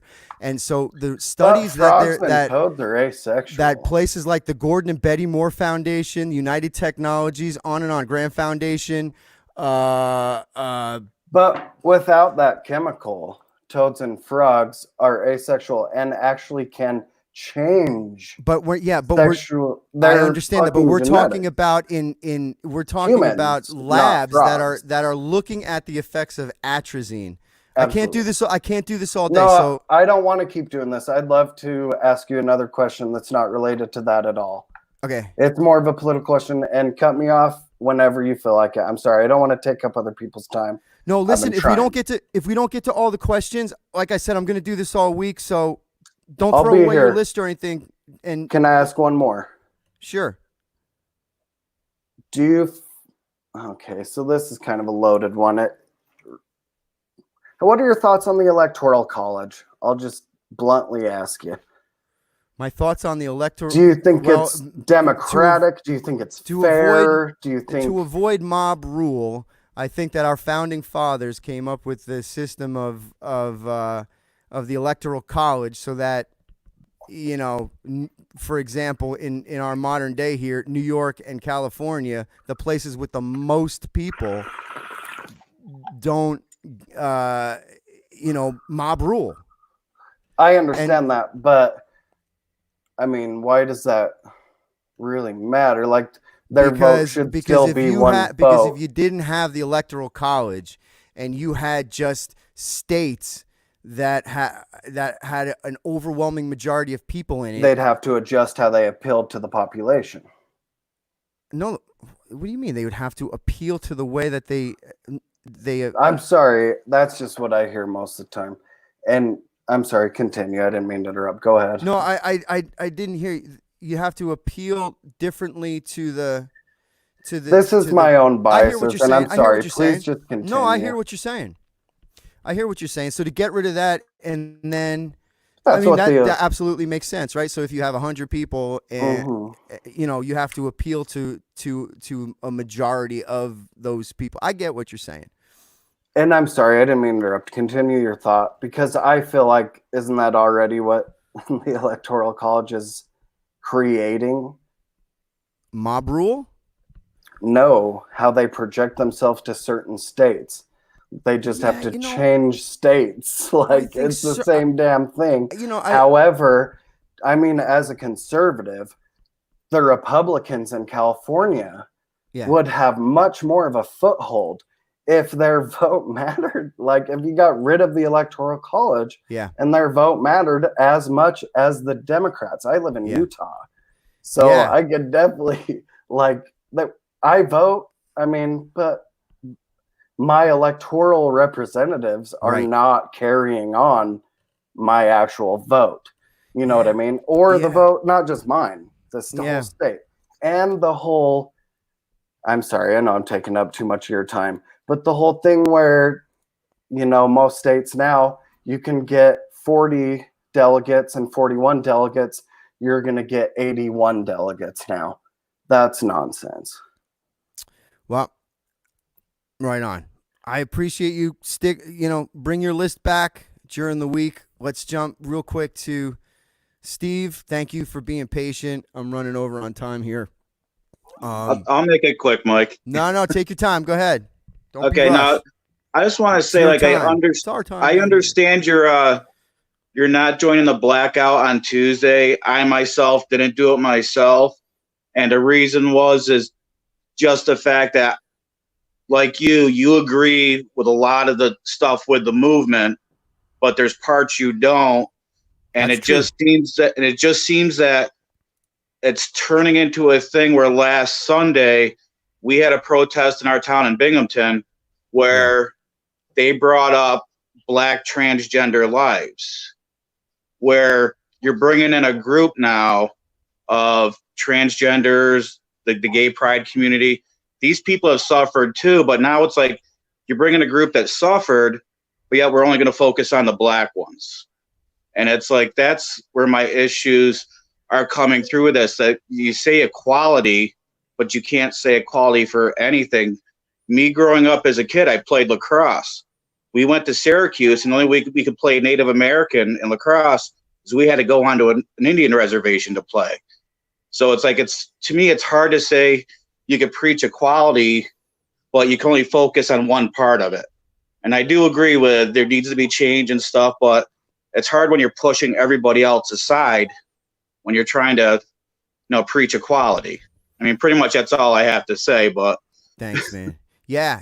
But that's the thing. We've gotten to a point, and there's a lot of people out there that feel that they are standing up for equality. And there are people with good intentions in their heart that are out there that are protesting peacefully.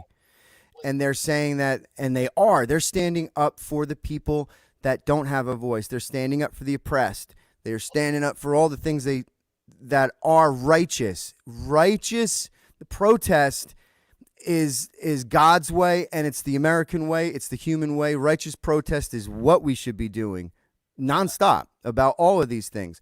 But when you get to a point where it's just keyhole to this one thing, and no lives matter, until Black lives matter, we're in there's a problem, because Black lives do matter. So that's correct, right? So no lives matter until Black lives matter. And so what they're saying and what that is doing on the street, and I've been talking about this for years, and usually more, I've been trying to, the best I can.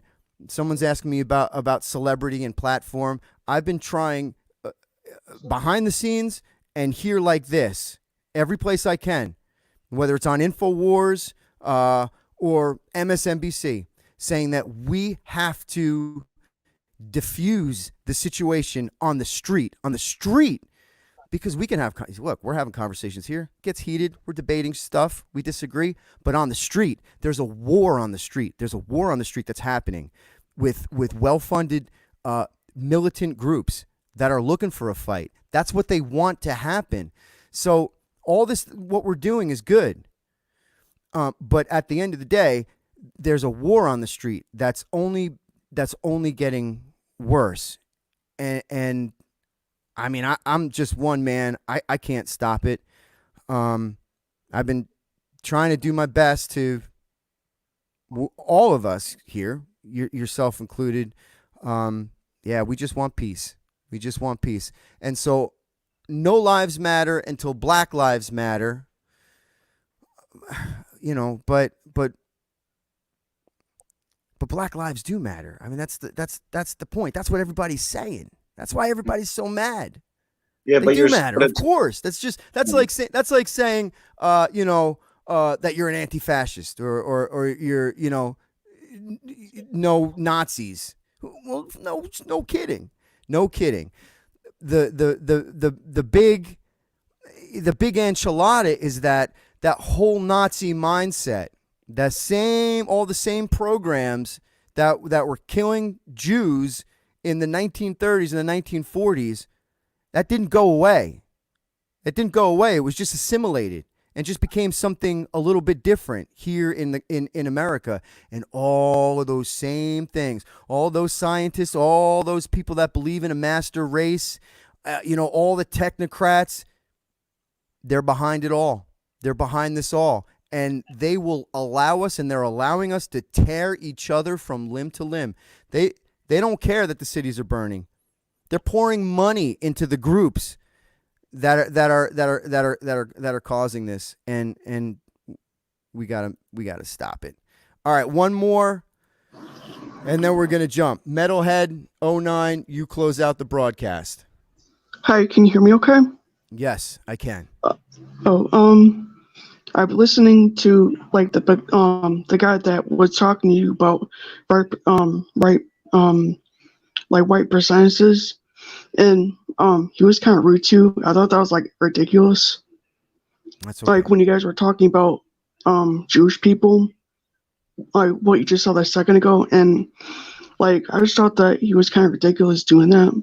Like to me, I think that like with the media, I think to be honest, like I think the media like plays a big part in it because they don't say like the whole story on news. Like they don't play like they only like it seems like they just want to play. I mean, say what they want to say, and like they don't say like, the whole story. And they don't say the whole story. And when they interview people, like they don't let them get out like the whole opinion. They just like blank them out, and I don't like that. I think it's like somewhat annoying. Yeah. All right. Thank you very, very much. I messaged you a few times on Instagram, and I do like agree with you when it said that, like when you say that that basically that the liberals, they're like basically like brainwashed, and they don't know like what they're saying like half the time. I kind of believe that too. I appreciate you. Keep on thinking for yourself, and instead of staring into into your phone, if your computer and everybody, instead of just looking at that feed and seeing what the feed is giving you, looking at the news, go to a library or sit on the computer. You know, a lot of the information is pushed away, but go do your own research. Come up with your own opinion.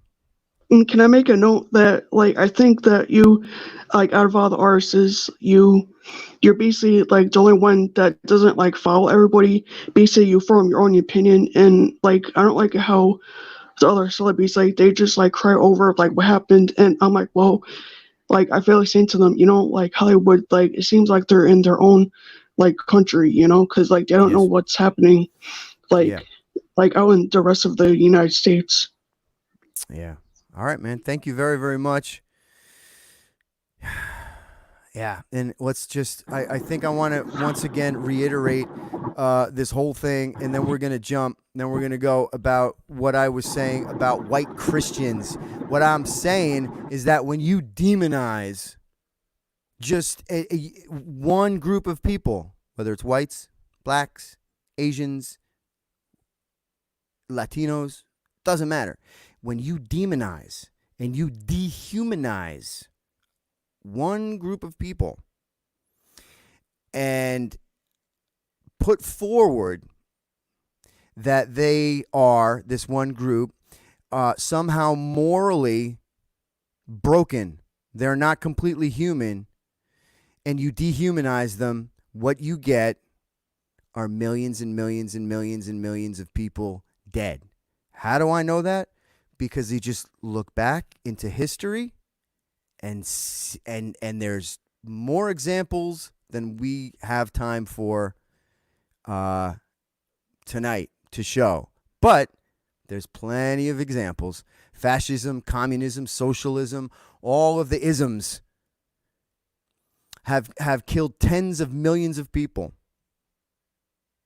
Demonstrably. It's not just me making it up. And the only place on the planet and the only thing that pushes back against that is liberty, freedom. America is the only place. And if we lose America, there's no place to run. There's no place that you can go.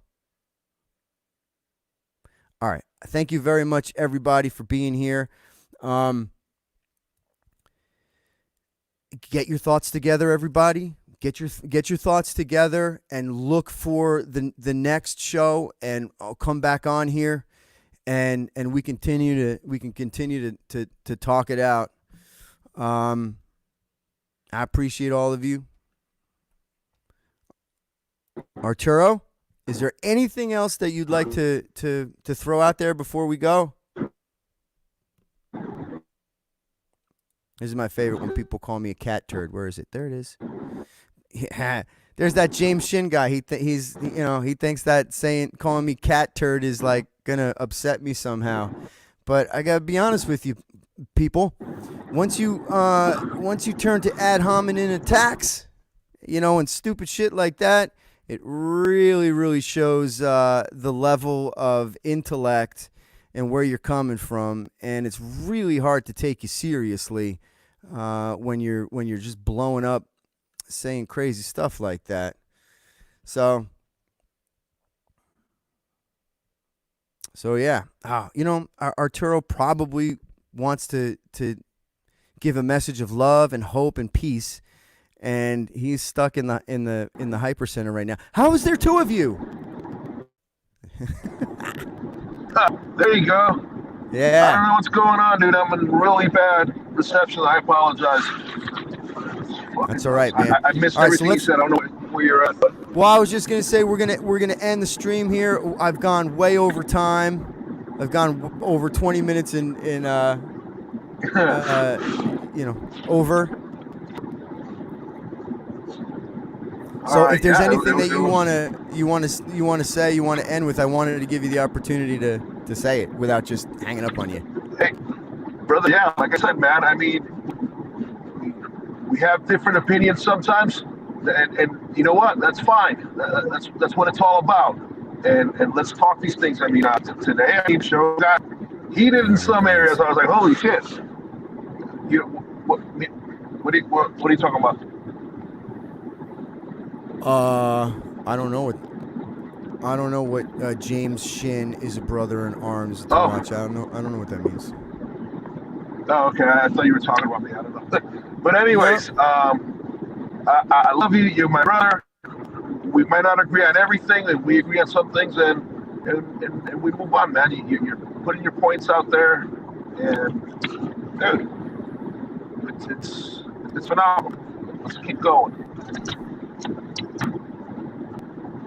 All right, everybody, check us out next time.